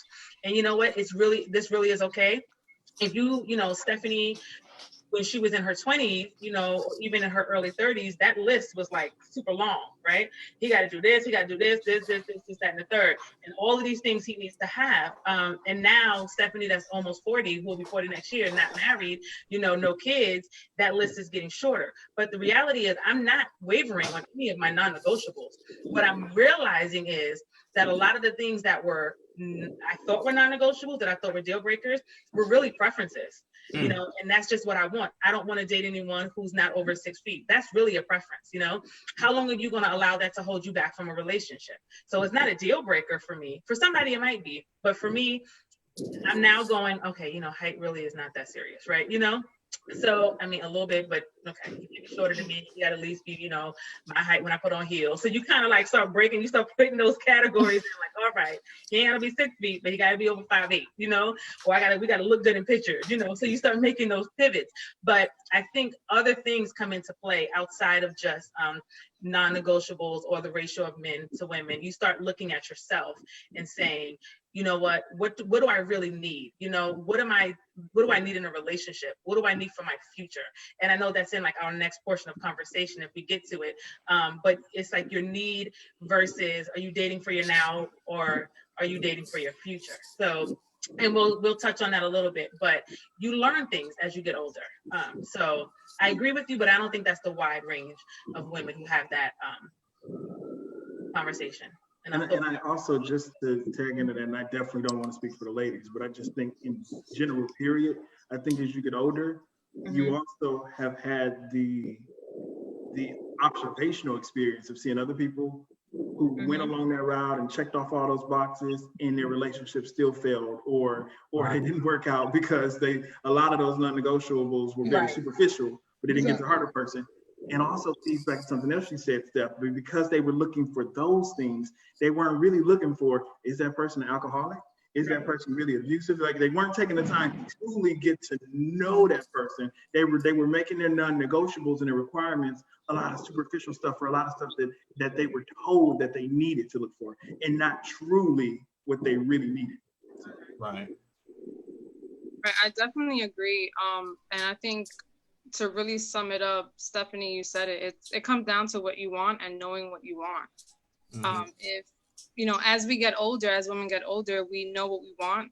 It narrows down, like you said. Suddenly, we take things off the list that really aren't that important. We narrow it down, and then we really get to know what it is that we really want. And when you know what you want, you're not willing to settle. You're not willing to, it doesn't matter who comes along. I don't care if there's 10 men and all 10 aren't for me. I know there has to be another one somewhere out there, because what I want is what I want, and I know what I want, right? So when you're confident in what it is that you want, and you're not willing to, after you've already, kicked those unnecessary things off of your list, which is something that we also talked about. But once you kick those unnecessary things off and you really narrowed it down to really what it is that you want as a woman, then that's pretty much it. It's knowing what it is that you want. You narrow that thing down, and you don't settle. You don't settle for, the 10 men that are available just because they're available. That's good. Well, I think my question goes into my comment goes into my next question. I love God. I love God. I love God. I love His church. And I love God. I love His church. I love His people. I love God. I love church. I love His people. But now, if you for prophetic oil, you need to log out right now. Don't come back until 6 a.m. and I could go back to be the prophet. But the man of God, the prophet, from time to time, and I'm probably gonna get in trouble, I do like to drink from once in a while. I ain't gonna lie about it.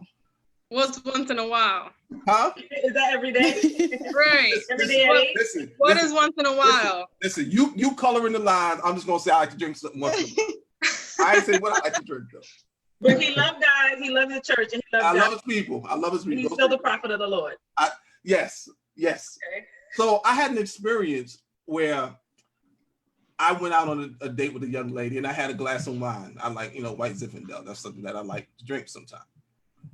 And it got back to me that she was really uncomfortable with the fact of realizing that the preacher, the man of God, liked to drink sometimes. Now, this goes into something I want to say, like, even with our deal breakers and growing, do we, even with something like that, because there's a lot of debate whether drinking is right or wrong, and I'm not going to get into that debate right now. No, we're not. But do we really allow for people who we are in relationship, do we allow them space to grow, or to become and to evolve? Because like you said, with your deal breakers, what you wanted when you were 25 is different from what you want at 35 and 38. And the things that mattered at that age don't always matter when you get to this age. I think, like, my opinion is, like, character is very important. And for me, I'll be very honest. I'm going to say something that may sound a little different. For me, character is more important than anointing. Because you're going to get anointed being next to me. But if you ain't got no character, that's a whole nother situation. So how do we allow in relationship? Because sometimes I think, especially in church, we have these black and white, dogmatic, holiness of hell ways, but we don't always allow people the space to grow into who they're becoming, because we're not. What do y'all think about that? Like, how do in relationship do we give people space to grow, that we don't get so caught up in our deal breakers that we miss the potential of a blessing that could be down the line? And I'm not saying somebody that's in habitual sin, but space to develop. That's what I want to. Yeah. DeAndre, you already started talking, so you go ahead. You hit on that one. And then I think JD. What was your question? I'm sorry. How do we just said a whole lot. How do we I'm get soaking it in? How do we get people space to grow in relationship? Yes, that's so important to give people space to grow in the relationship. It's extremely, extremely, extremely important because I mean, sometimes it's just things that they have to just get over. It's gonna be things that they might stop doing just due to the conviction of the Holy Spirit. You know, one day God might just convict you out of doing whatever it is that you're doing. So I don't think that you should, I don't think that you should try to just attack the individual or even like condemn them. I believe you shouldn't you shouldn't condone it. Like if it's something that's becoming, like you said, something that's becoming a cycle in their life, like you really see them drinking and turning up and stuff like that. Right. I don't think that that's not what two people who are kingdom driven, kingdom purpose should be about anyway. So I just feel like, yes, you do have to give a person room enough to grow. You're not going to be always there to catch them when they fall. So, you definitely have to give people room enough to grow. I do believe that's so important to give someone room enough to grow. I mean, listen, let me see. I'm going to have to take my spiritual hat on for a minute. I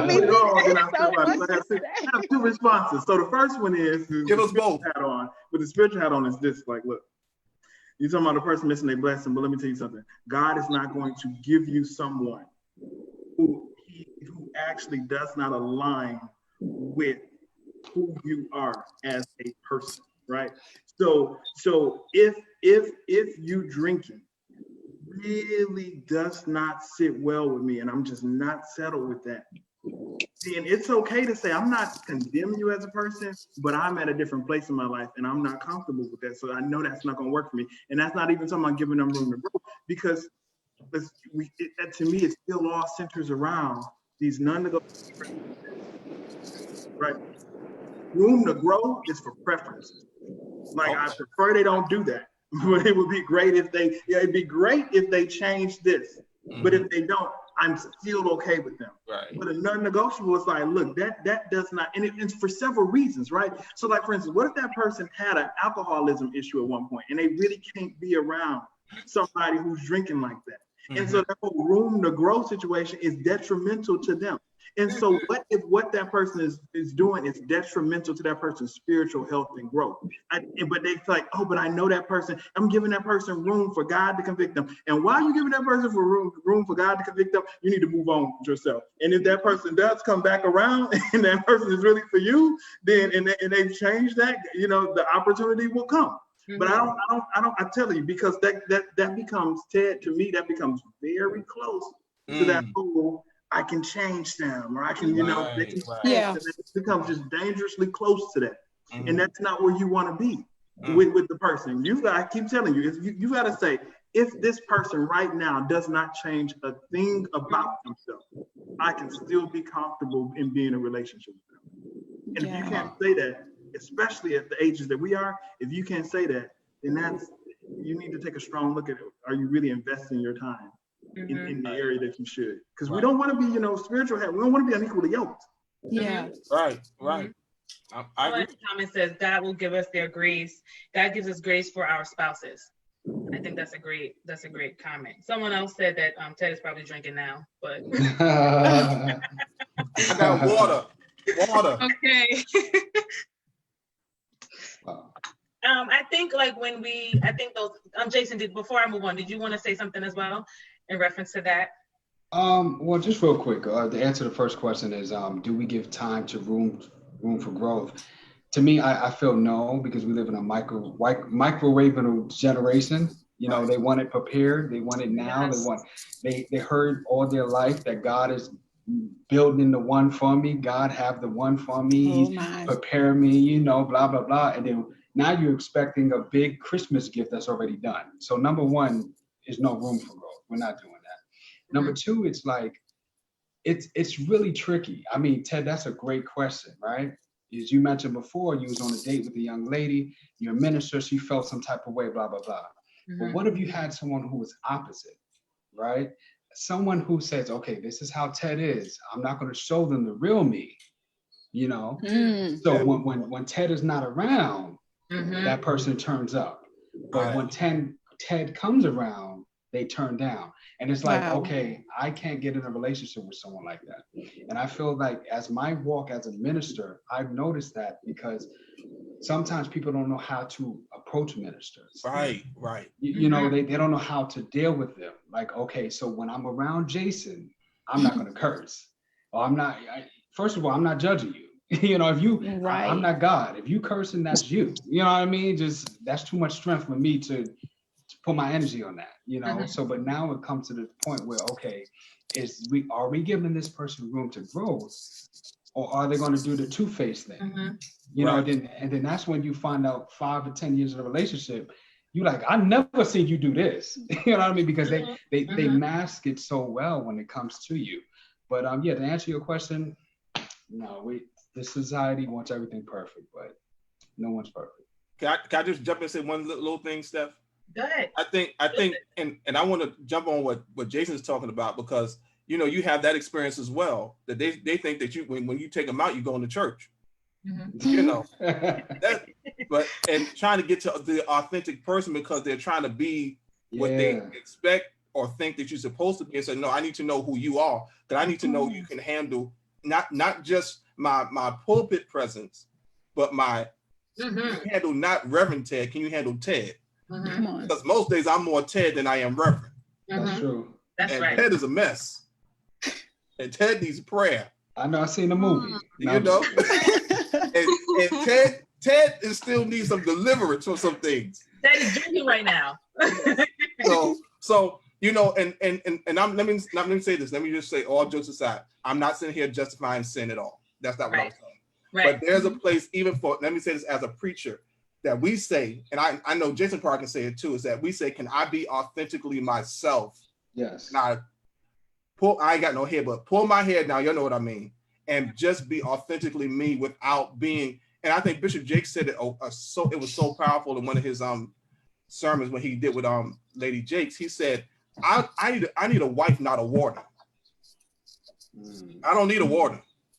I need a wife that I can be myself with, because while I'm giving out to all these other people, I need to know that this person can handle who I am outside of that. So yeah, that's so good. That's I wanted to add to that really quickly. I remember when we were like first courting and dating and just getting to know each other, we used to have all these conversations, and we really fell in love with like our intellect, right? I fell in love with his intellect. He fell in love with mine. We fell in love with just how we were able to just talk about things, and we never judged each other. So one thing that I remember he always used to say was, you know, a lot of women used to fall in love with his anointing. So, you know, the guy that I'm with, he's obviously a minister, he's a preacher. And so he used to say that a lot of women used to come in and fall in love with his anointing. But when I first went to church, I never even noticed him. Yeah, you know, I respected him because he was my minister, but I never looked at him as, oh my gosh, he's attractive because he's preaching. That was never my thought. He actually had to speak to me and, you know, go out of his way to pursue me so that I could and have that conversation, or have just a conversation with me, in order for me to see like, oh, okay, there's more to this guy.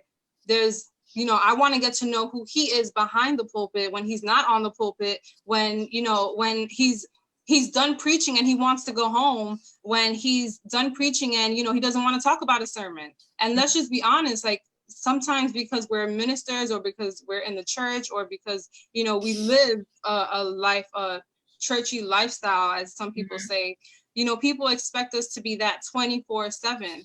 And they expect that, or I guess they assume that when we go home, we have spiritual conversations all day. Like sometimes I just want to know what you think about politics. I just want to know what you think about games. I want to know what you think about video games. I want to know what you think about a book. If I have a conversation with a friend, I want to know what's your perspective. You know, I want to get to know your mind, and not just who you are behind the pulpit, because who you are behind the pulpit is supposed to be led by God. So obviously I'm going to fall in love with that. But I have to be able to fall in love with who you are when you're not preaching, when you're not singing or ministering, when you're not that thing that is so attractive, because let's be honest, anointing can be attractive. And he had to point that out to me, that, you know, people fall in love with the anointing, because I was oblivious to that. I was like, what do you mean people fall in love with the anointing? Like, you don't know the person. Right. But he pointed it out to me, like a lot of people fall in love with the anointing, but when they get to know me, they're like, I didn't know you were like that. Yeah. And I was the one Yeah. person that was like, well, I'm willing to get to know you because that's the part that I'm interested in. So I think, you know, a lot of us don't allow people room to grow in ministry, but we should be open to knowing that, you know, they're human just like we are. Even if they're the ones on the pulpit and we're not, you know, they're human just like we are. They sin just like we do.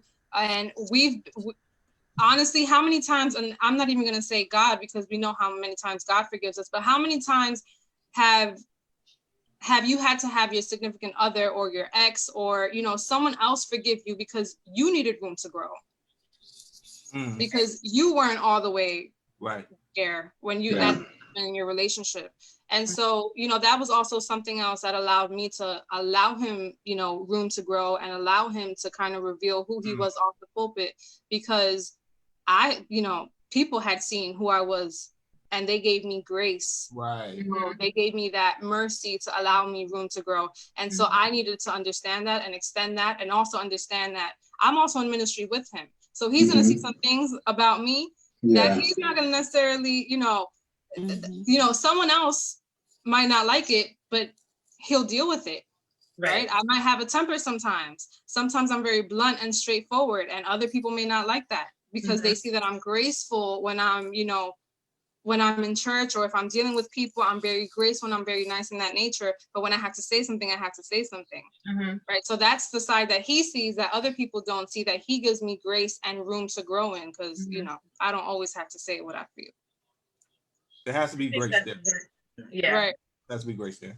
Yeah. I think that also ties in with two things. I think that ties in with the ministry leaders, especially men who are in ministry, going back to, I think there's an even bigger concern for, can they be vulnerable with the woman that they're with when they're ministry leaders? Because there's that bigger concern of, when she sees how human I really am, will that get back to other people? Right. And so I think that ties back into that being vulnerable. And or is she still gonna like me? Right. And then I think that also ties in with, that's also why quite often ministry leaders have an extra responsibility to be cognizant of people falling in love with the anointing and not abusing that. Because we all have seen it, we've been involved in it, we've been in churches where ministry leaders take abuse of the fact that people fall in love with the anointing, right? And they abuse that in the churches. And we don't have to go into detail, but we understand there's a certain measure of responsibility that gets added because of that. And you have to be careful that you don't manipulate that, especially because it's so easy to become susceptible to using that power and that influence, because you know, because of that, there are certain ways and that you can weave and go through.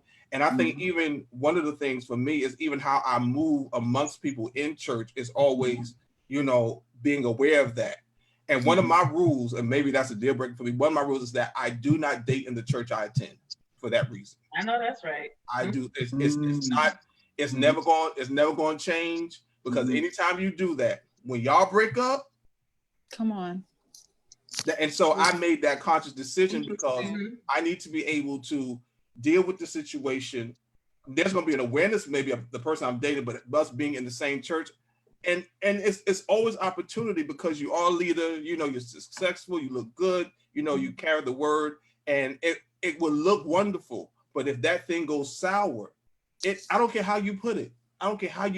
There is going to be an effect on what you do. So one of my rules or deal breakers is that we can't go to the same church until we married or we engaged or something like that, because if something happened between me and you, I don't need you looking at me sideways, and I don't need you sideways. Especially if you know stuff about me that the other church folk who want to know, you know. Exactly. Yeah. Once they found out that you break up, they're like, "Child, what happened? What did he do? Oh, he was like that? I never thought that would be all up in here." You know. So go ahead, Stephanie. I'm done.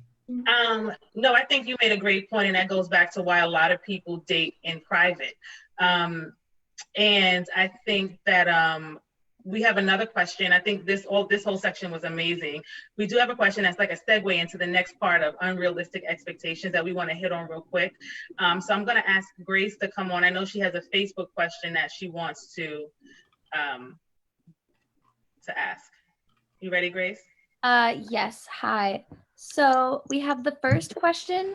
Well, both of them are actually from Maritza. Do the second one. Oh, the second one? She says, for women who are waiting until marriage or celibate but getting older and discouraged that they haven't found the one, what advice would you give to them?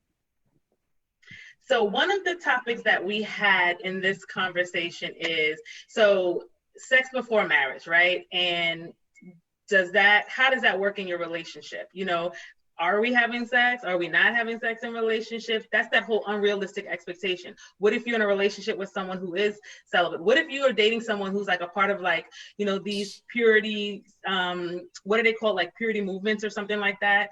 And that's kind of like helping them to abstain from sex in relationships, or just plain being, you know, abstinent. So I think that's a great question. So I think the question is, what type of advice do we have for women who are older and they're getting a little discouraged and they're trying to wait until marriage? So let's unpack that before. I think that's a great place to kind of close out. We have so much more that we wanted to talk about. We just literally are not going to get to it tonight because there's a part 2 coming, and we'll definitely touch on, you know, the relationships and dating and commitment then. So who wants to tackle that part first? Ted, this is your section. So I would like us to start with JD. Mm-hmm. Let's start with JD. I know he's gonna tell me the truth. I mean, that seems that's laced, right? The first part is like, what advice are you giving women who are still waiting to find her husband, right? And she's celibate and chaste leading up to that. I mean, listen, I think everybody, so when I was growing up in the church, you know, I'm coaching. So, you know, there was this saying that, you know, we have to work out our own salvation with fear and trembling. I mean, I think that really is a conversation that they've got to have with the Lord, right? And just like, help me walk this walk. Because I mean, you can't force yourself into a situation that's not your situation, right? So if you're like, I've got to get with somebody so that I can get these needs met, because people fall into that trap, right? And then you get with the person and definitely not for you, and then there's a lot of anguish and heartache and heartbreak along the way. So you've got to be patient, but it's like the realities of being human while being patient also weighs in, and that just becomes like your walk and talk with the Lord, right? I mean, and everybody, that's going to work out a little differently, because even people who are married, right? Some people require things differently than others require things, and some people require activity much less than others require, right? And so it's like every person, you got to work that out, and I can't give a one size fits all answer, right? What I can say is, if we truly believe in God and we truly believe in the Word, we got to stand steadfast in it, right? And work it out with God. Someone in the comments said, listen, there was a time if you kissed me, all my clothes fell off. Lord Jesus, help us, Father. Sis, I'm gonna reach out to you because I think you need to be on my next panel. I'm very Deandra, can you share with us? Can you share with us what is your perspective? Gina said she told the Lord she needs reward points for every year of celibacy. I saw that. I was not even Deandra, can you give us what you feel about that? I would definitely say continue to stay busy. Like, continue to stay busy and, you know, doing the things that you love to do. Stay busy and trying to try new things. Try things that there's always something new to learn. There's always something new to gain. So I would definitely tell you to stay busy, but I would also tell you to, you know, keep this before God, as JD, you know, mentioned, that it's something that you have to continue to keep at the feet of God, because, you know, as women, we can be emotional. Men can be emotional too, but women, we can be emotional. And sometimes our emotions, if we're not careful, if we're not doing, we're not hiding ourselves in God, it can lead us into the wrong direction, our emotions. So I would definitely say, you know, be encouraged. If this is something that God promised you, then it's going to happen. And your desires must match the desires of God for your life. So if it is something that He has promised you, you remain encouraged. And also I would tell you to also talk to get connected with other women, like women Right. who women who you know that you can like trust, women like if it's mentors or mothers in the church, or you know, sisters or women, a women fellowship group that, you know, because you're not the only one, and iron sharpeneth iron. When I'm connected to somebody who's struggling or dealing with the same thing that I'm dealing with, it gives me more strength to go through it easier. So I would definitely say find an outlet, like find somebody that you can talk to, that you know can give you wise counsel and help you walk through the process of singlehood. But I would definitely tell you, be encouraged. I mean, you know, like we all desire someone, and I'm believing God for you. It's going to happen for you. I just would recommend you and encourage you to just continue to keep God first and trust in Him. That's the biggest thing. Trust in God. Trust yourself too. Like trust what He's put in you to do. Trust that you're getting the things that you need to get done, and trust that you're going to be all right. Trust that you're going to be all right. And don't put yourself in situations, right, where you're going to fall. So like exactly, like really guard your heart. Yeah, out here quarantining and chilling. I was quarantining and chilling. My clothes stayed on, but I was quarantining and chilling. But you know, it's a thing, right? So quarantine put people in a position where, you know, we talk about getting to know each other, but now we can't go anywhere. But you coming over, you know, I'm risking my lungs so that you can come over and chill and hang out with me, you know. But how far are we really going, you know? Right. Be careful. You have to be careful, you know. Yeah, and I'm not going to say how far is too far for people. You know, everyone has their own, you know, their own limit and what they feel is right and what's not right, you know. But at the end of the day, if you know that that's a struggle for you, don't put yourself in that, you know, situation. Go to the park and take a walk or do something, you know. Don't come inside with the lights off and watching a movie and the tank top. Right. If you know you're getting ready to take it all off anyway, you know. So you don't want to. So, you know, we have to be careful with that. And I know, JD, you getting ready to say something, but let's also touch on, you know, we talked about like the purity movement. We talk about, you know, being in, like, what do you do when you're in a situation where you might want to, you know, satisfy your sexual needs and somebody else doesn't want to because they feel like, you know, religious purposes, I'm not doing it. And then the other person might feel like, listen, we're in a committed relationship, it's cool. You know, everyone has their different levels and their boundaries and what they're willing to do and what they're willing to not do. So, you know, what do we say to those people? I'd say however you look at it, I do want to make it clear that I don't want to be too spiritual. And so I realized that we are flesh when it's all said and done, right? And so like all of this is very much, it's easier said than done, right? I mean, and I don't make light of that. It is tough, right? The flesh wants what the flesh wants, and so it is truly tough, and I don't make light of that, especially people who are truly holding strong to their convictions that they're abstinent. I see somebody corrected me in the comments. They're not celibate, they're abstinent. They're abstinent until marriage, right? And that's real. It's not easy, right? Even when you don't put yourself in situations, right? It's like, yeah, there's putting yourself in situation, but there's still like, even if you don't put yourself in situation, it's still not easy. Right. Mm-hmm. Right. Right. Who wants to tackle the question of what do you do when you're in a relationship and you and your partner feel differently about what to do, you know, about moving forward or not having, you know, entering into a sexual relationship or not doing it? Like, how do you tackle that? I think that's going to at some point it's going to cause a conflict somewhere. Yep. Yeah. You know? I think you can commit to it and you strive for it. And there has to be an agreement. There has to be an agreement on it. Now, am I saying that you know, I have my own perspective about the whole thing, but I think that if there's like no kind of conscious awareness on both sides, it's not going to work. Now, I'm not talking about, you know, both of y'all striving and something happened. I'm talking about just blatantly, they just like, nah, I'm not with that. That's the whole different. That's a whole nother different story. Mm-hmm. But I'm gonna let you finish because I do have something I need to say about this whole. No, go ahead. I want you to go. Now I want to throw this out to the panel because just to protect the victims, I'm gonna change the scenario.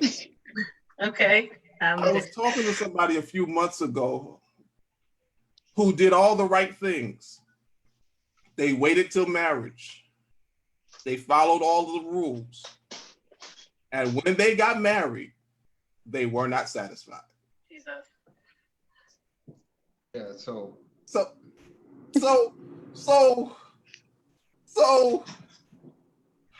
Christian, love God, abstinent. I'm sorry. Never did nothing. No, but I'm just letting them know publicly. I'm sorry, sis or bro. But got into the situation, and they said they were not satisfied. Somebody said you got to test it before you drive it. I'm dead. Can I answer to that? Mm-hmm. Okay.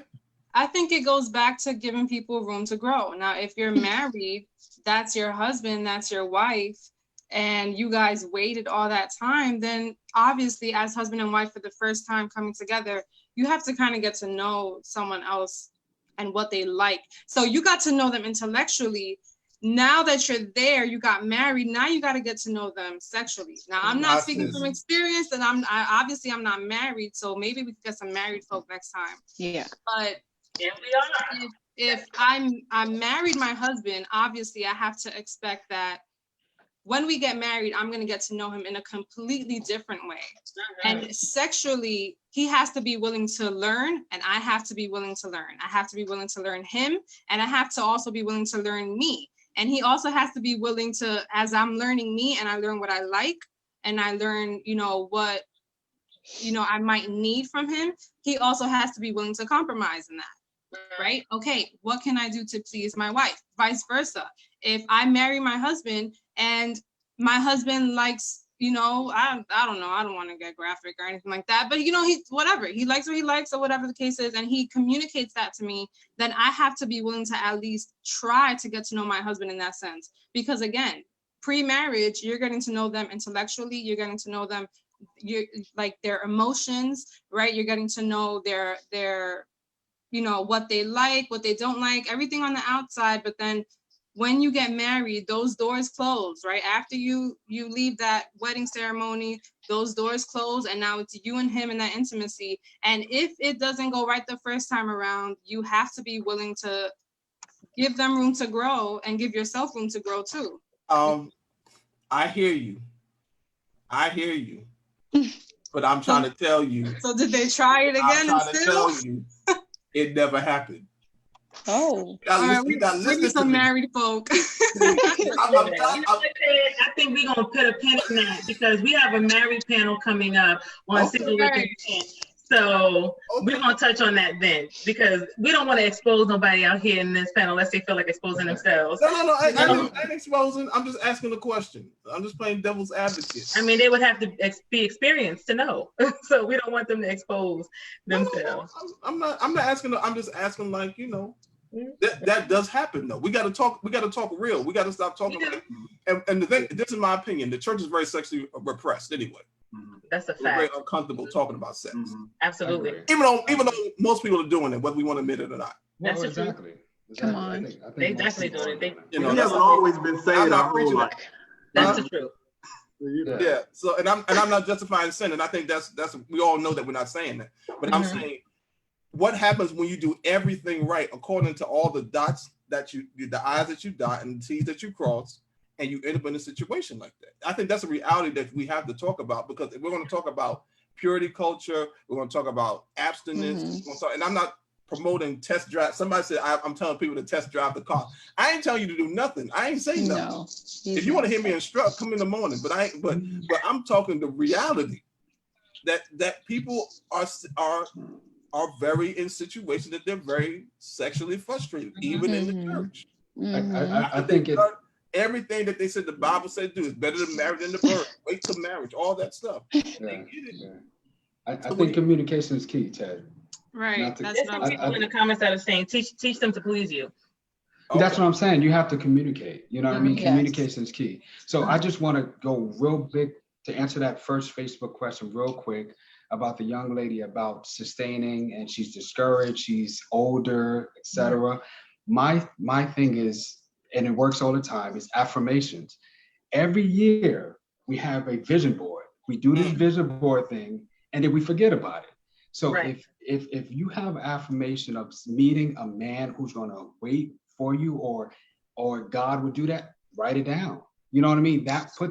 If you got to wake up every day, a picture of Denzel Washington, this is the man that God is going to hold for me. That's the affirmation. You have to do that. What is that? Mine is Marvin Sapp. It's all good. That's Never would have like. made it. Never would have made it. See, that's what you're going to say in the wedding night. Never would have made it. But anyway. You know what? But yeah, just to answer the question as well, a lot of people do go that you hear those stories. They waited and then now they're married and is not so satisfied. I think communication is key. You have to communicate that. Now, if the person is not willing to help you in that regard, there was red flags prior to that, right? That you knew that they had communication issues from the jump. Right. So the sex thing shouldn't surprise you. Because if they couldn't communicate that they was going to play basketball, going to the gym, they're not going to communicate when it comes to the emotional aspects of that. So Ted, to answer your question, I think communication is key in that regard. And you just have to tell them, like, listen, this is it. I'm used to vanilla ice cream. And this is how I like vanilla ice cream. You know what I mean? I get it. And then you understand, and don't get it twisted, because people got to understand. And to answer the young lady on Facebook once again, just kind of change your expectation, because you may like vanilla ice cream and all the women might like vanilla ice cream. So that vanilla ice cream guy is going to be a woman. He's a woman man. You understand? But be open to God, because he may show you chocolate ice cream or strawberry ice cream. Come on. And then now you're saying, wow, this is the man that God has for me, who is willing to wait. So it goes back to what JDS says as well. And Cassandra said that also. Not only are we natural, we're spiritual. So a lot of times we have to affirm. You have to wake up in the morning like, listen, I'm going to find my wife somewhere. I'm going to the gym. I'm going to Key Food. I'm going to BBQs. I'm finding my wife somewhere. Finding him somewhere. Somewhere, you know what I mean? So it's all about affirmation and just communication. I agree. I think that's great. And I think everything that we've talked about in this topic has been absolutely amazing, and we can dive into it more and talk about it for hours. We had one more topic that we wanted to talk about, and it's getting late, but I'm gonna touch on it just a little bit. We wanted to talk about dating, relationships, and commitment. So I think we've done a lot of talking about self-reflection, unrealistic expectations in dating, but one of the things we need to know, right, and it is, what is dating, right? And what is a relationship, and what is being in a commitment? And when are you dating someone, right? Like, are those words interchangeable? Are we in a relationship? Are we dating after 1 or 2, 3 dates, 4 dates? Like, when do I know, that we're having this relationship, that we're in this dating, and then we can grow into these spaces that we've talked about. We have a lot of bullets that we want to get into, but we're going to spend about another 10, maybe 15 minutes on this, if that. So let's talk about it, right? So like, what is dating? What is a relationship? And how do you know when you're dating someone and when you're in a relationship? And are these like interchangeable? I'm muting myself on this one. You are not. You are my colorful co-host, and we're gonna go. So who wants to take it first? Who wants to lead this? Ted, what is dating? What is a relationship? When do you know when you're dating someone? Dating for me is, I really don't like the phrase dating. You date to get data. I think you date. People say it all the time. That's I can get data from a computer. I think dating is the discovery phase. To find out if there really is a connection, if there really is something that both of you have a common idea of what you want to grow towards and grow towards. I believe when you start moving toward relationship, there's a more intentionality, more exclusivity. It goes from just you dating, or people have debate about dating multiple people to a exclusive relationship. And I don't think you can put a time on that. I do think, and this is my opinion, I do think a man knows his intentions for a woman by the time he meets her. And over time it will show itself. And but I think you can't put the time on it. But if you going 6-7 years and y'all ain't committed, that ain't normal. That's not relationship, and I think the commitment comes out of the communication that both of you want this same thing and are willing to do the work to get to that thing. So that's just my perspective of it. And I don't think it's just, I don't want to be careful with that. We don't just make it black and white, but I think everybody has their own different story of how you navigate dating, even though I think the foundation is a discovery time. I think that's just my perspective on it. JD. Yeah, so I think dating is the base of it is very simple in the sense of you're going out on dates, you're actively pursuing going on dates and actually actively pursuing someone, right? That's simply what dating is. And so I think that there's a common misnomer. And I think it just amplifies when you're in the church, and I think it amplifies even further when you're in ministry leadership, that when you go on a date with someone, that you are committed to only going on a date with that person in that span of time in your life. And that's not necessarily the case, right? That's not casual dating, right? But if you're telling somebody that I'm committing to only dating you monogamously, and I think you've got to have that conversation. Both parties have to be in agreement that I'm only dating you, and then you're in a committed relationship. But just because a person takes you on a date here and there does not mean you're in a committed relationship. I don't care how long it's been going on. If they take you on a date here and there for 2-3 years and you are and it's very casual, it does not mean you're in a committed relationship. And do not let somebody take you on a date for 2 or 3 years here or there and y'all not committed unless y'all both in agreement with that. But it happens all the time.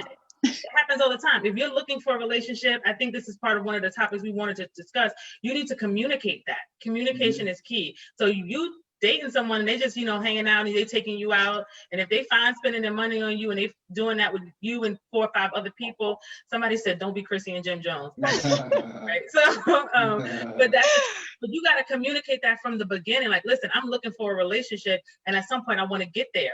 It might not be after 1 or 2 dates. It might not even be after a month, but that has to be clearly communicated, because this person might be in a different phase of their life where they might have just got out of a marriage, just got out of engagement, just got out of dating, someone long-term or a relationship, or don't even want one. And now they're saying, like, I'm just out here trying to meet and greet, single and mingling. And you over here with a whole different concept in your mind. Y'all done got married and had kids.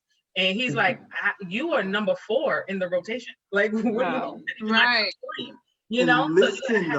Listen when the person communicates that. Because some people have a bad habit of the person telling you, I'm not ready for that yet. I'm not committing to you. I just gotta, and they still process it to hear something totally different. You gotta listen to what the person is telling you. Does anyone else on the panel want to touch that real quick too? So when we talk about that, go ahead, Jason. And then we're going to talk about, that's dating, but then at what point does it become a relationship, or when is it a commitment for you? And what makes you make that determination? Yeah, I think it's a 3-step process. I think there's dates, there's dating, and then there's relationship. You go out dates, I meet this young lady, whatever, we go out to the movies, whatever, that's a date. It may not happen again, and just for nothing negative. It just may not, we just don't have time or whatever it may be. We don't talk to each other, we don't text, we don't call. It's just end of story. That's different dates. Then it's dating. It's that, to me, this is my thing. I'm a one woman type of guy. So then it's dating. It's that, okay, this girl right here caught my interest. You know what I mean? We're FaceTiming, we're talking on the phone, we're going out to the movies, we're going bowling, we're going to Broadway plays or whatever it may be. That, to me, I'm dating.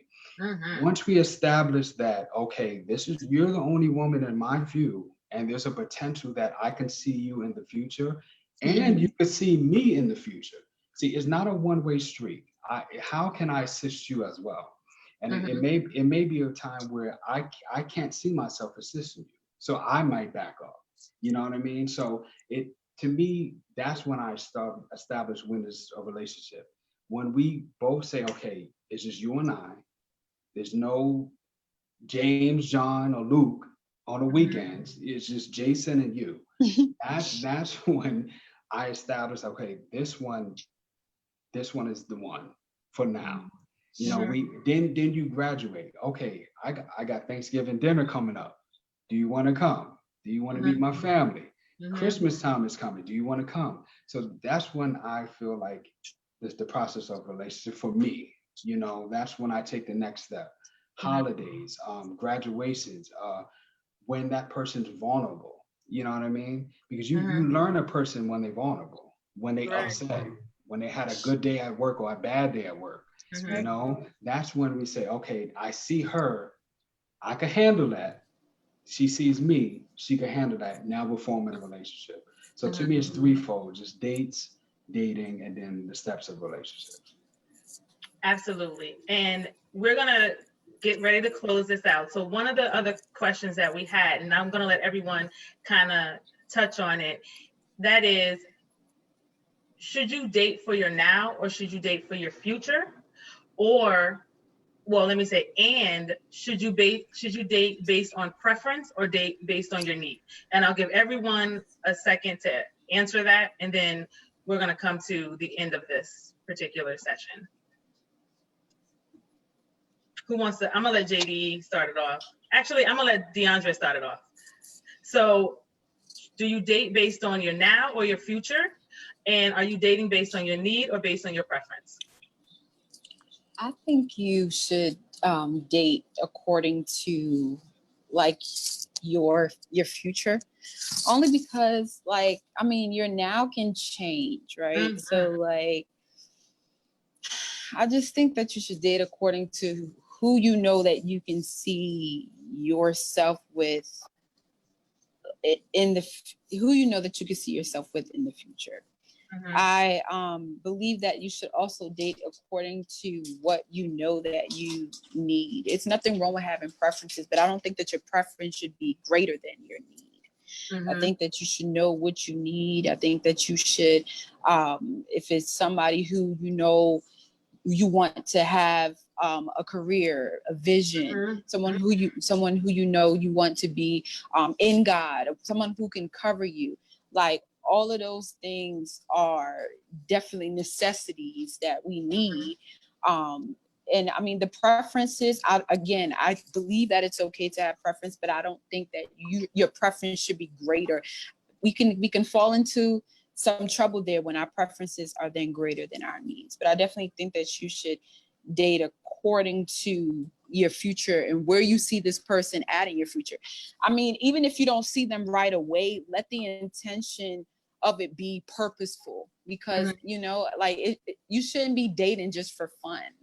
I'm dating you to eventually see where this can go into the future, potentially into the future.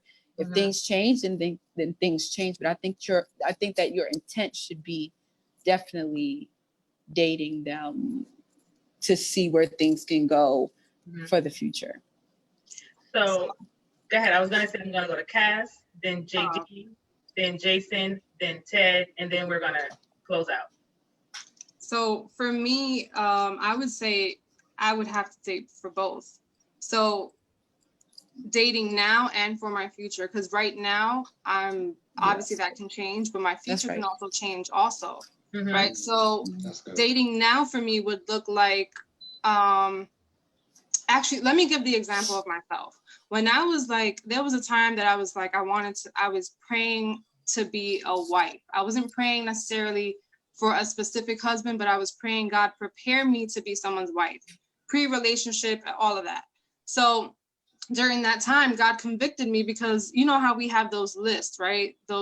We always talk about that list that we write out as, you know, women. I don't know if men have it, but I know women have it. And so I had written down a whole list of what I wanted, and God convicted me in my prayer time. And the conviction that I got was, how can you ask for all these things if you're not that? Wow. So that means I'm dating for someone that I want in my future, but I'm not even there yet. So when I realized that, I was like, okay, so what do I have to do to be that? Because that's what I want right now. When I meet him, that's what I want. And so even then, when I did meet the person that I'm with now, he's still, being with him made me come up higher, and vice versa.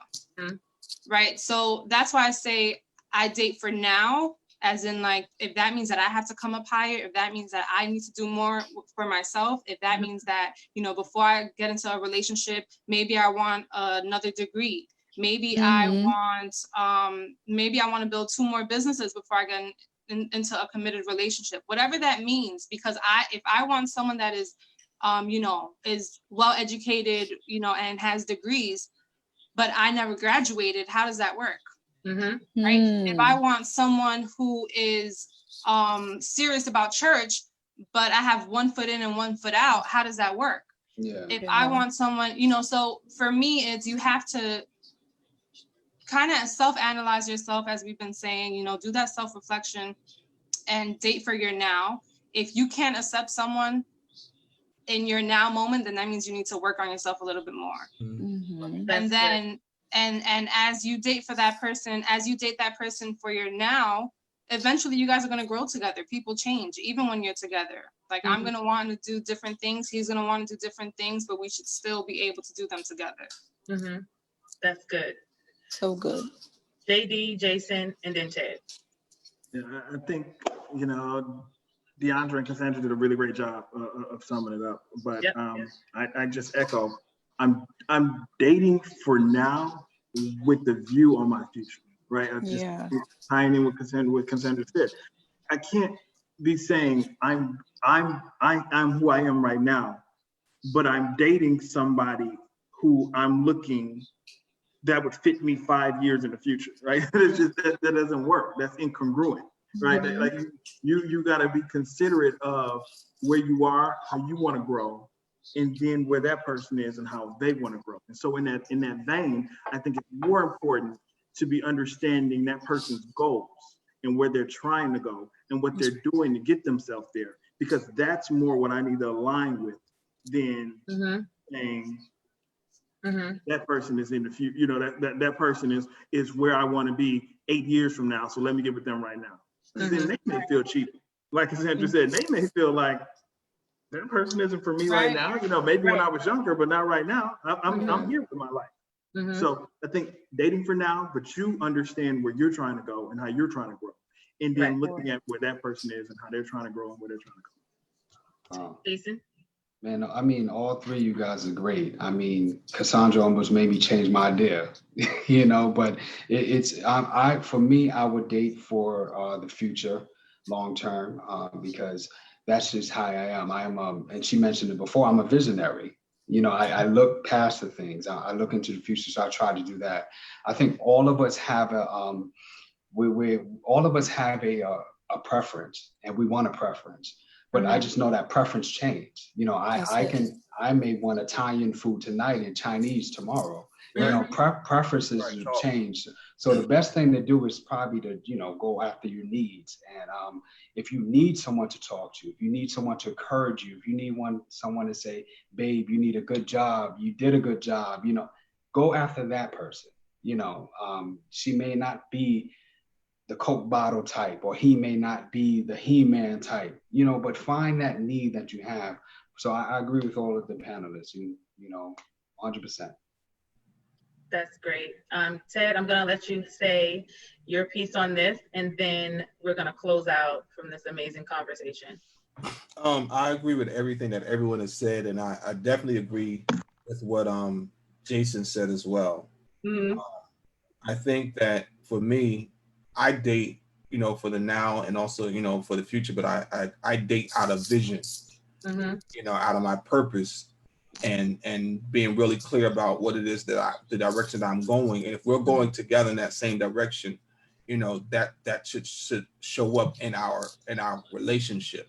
If it doesn't, it means that there needs to be a different choice to be made. So, you know, I think when you're dating, you're always dating for the long term, not just for the immediate. In the immediate, you got to think about the long term. And we all have been in that place that we thought that somebody was great for our future, you know, only to be existing in our now. So I think for me, even at this stage of life, of being a little closer to 40 than I was in 30, it's more, there are things that are more priority for me now than there were when I was younger. Absolutely.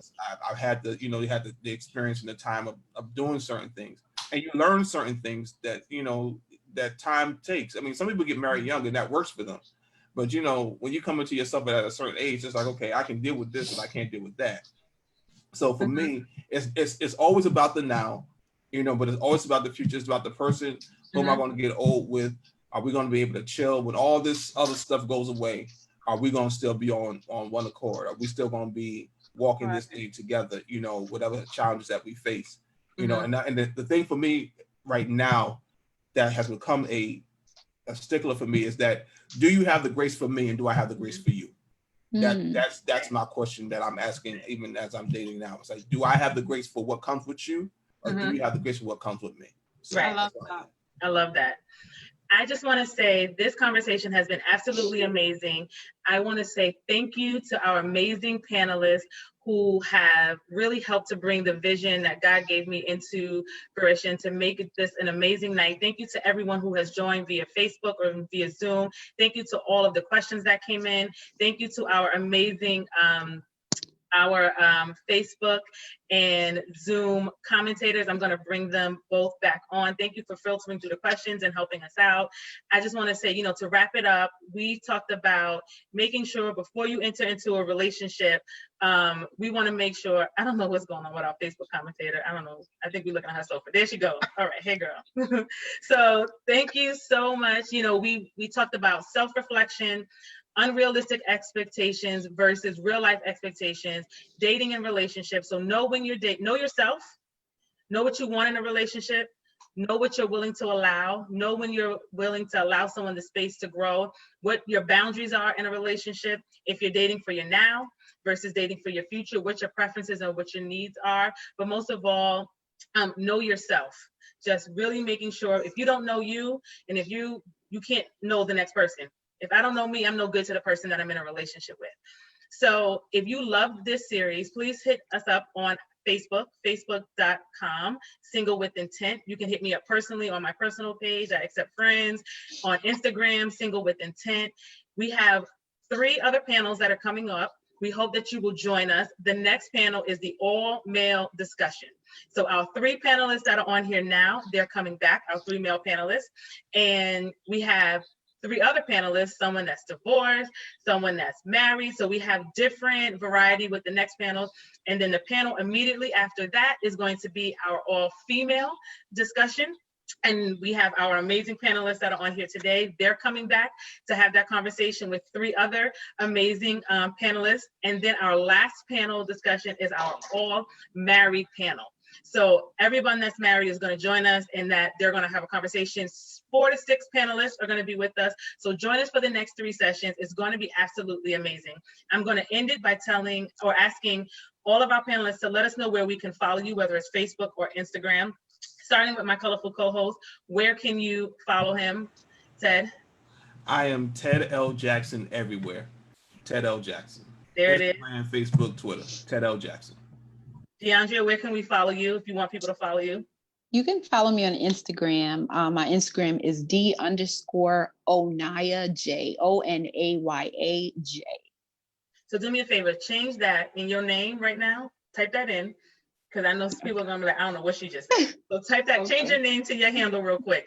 Jason, where can we follow you? Okay, so you can follow me on Facebook. That is Jason Ricks. And also, if you're business minded, follow me on LinkedIn. That's Jason Ricks MBA. Good one. Kaz, where can we follow you? You can follow me on Facebook. So Cassandra with the KSS Olivares, OLIVARES. I'll write it up here for you. JD, where can we follow you? You're muted, JD. On Facebook is Jovian Greer, and you see me spelled out right there. On Instagram, it's JD Greer. So JD Greer, Instagram, Jovian Greer, Facebook. You can follow me at Just Lady S on Instagram. I think that's my Instagram handle. You can follow me, Stephanie Crumpton, on Facebook. You can follow me at Single with Intent. Grace, where can we follow you if you want people to follow you? She's a young intern looking for a job and all that great stuff. So where can you follow her? On Facebook, my name is Grace Kathleen Alvarez, but my picture's not me. It just says like Black Lives Matter. It's not me, but that's great. Me. And then on Instagram, my name is, I'll type it, Gracie Girl 305, because in middle school, I really liked Pitbull. So I love it. So our Zoom commentator is my little sister Emma, so y'all cannot follow her. That's my little baby girl, not going down. She got too many follows right now. Love you, but it's not going down. So I'm gonna ask that we close out in prayer. Do we have I'm hurt. Just want to announce I'm hurt. Don't be hurt. She's muted. So you can't follow her. She's young. She's under 18. I'm lying. She's like 25. But JD, I know I said in the last one, do you want to close us out in prayer on our meet and greet? Sure. You go for it. All right. Oh, I'm sorry. Thank you to everybody for joining us, and thank you to everybody for viewing. We absolutely appreciate you spending this time with us. JD. All right. Dear Lord God, Heavenly Father, we thank you for allowing us to come together tonight, Lord God. We hope that what we said has been enriching to those who have heard it, Lord. We hope that it's caused reflection and introspective looks at how people view their singleness and dating with intention, Lord Father. And we ask that the word has fallen on people's hearts and minds in a way in which it will truly bless them. God, we thank all the panelists for participating. We thank everybody for joining us via Zoom or the Facebook audience, Lord God. And we thank Stephanie for having the mind to follow you in your lead, God, in putting this together. And we ask that you bless all those in your name. Thank God. Amen. Amen. Amen. Everyone have a great night and be safe. Every place that you are, wherever you're going, make sure you're safe and stay prayerful. Bye, everyone. Bye-bye. Good night. Night.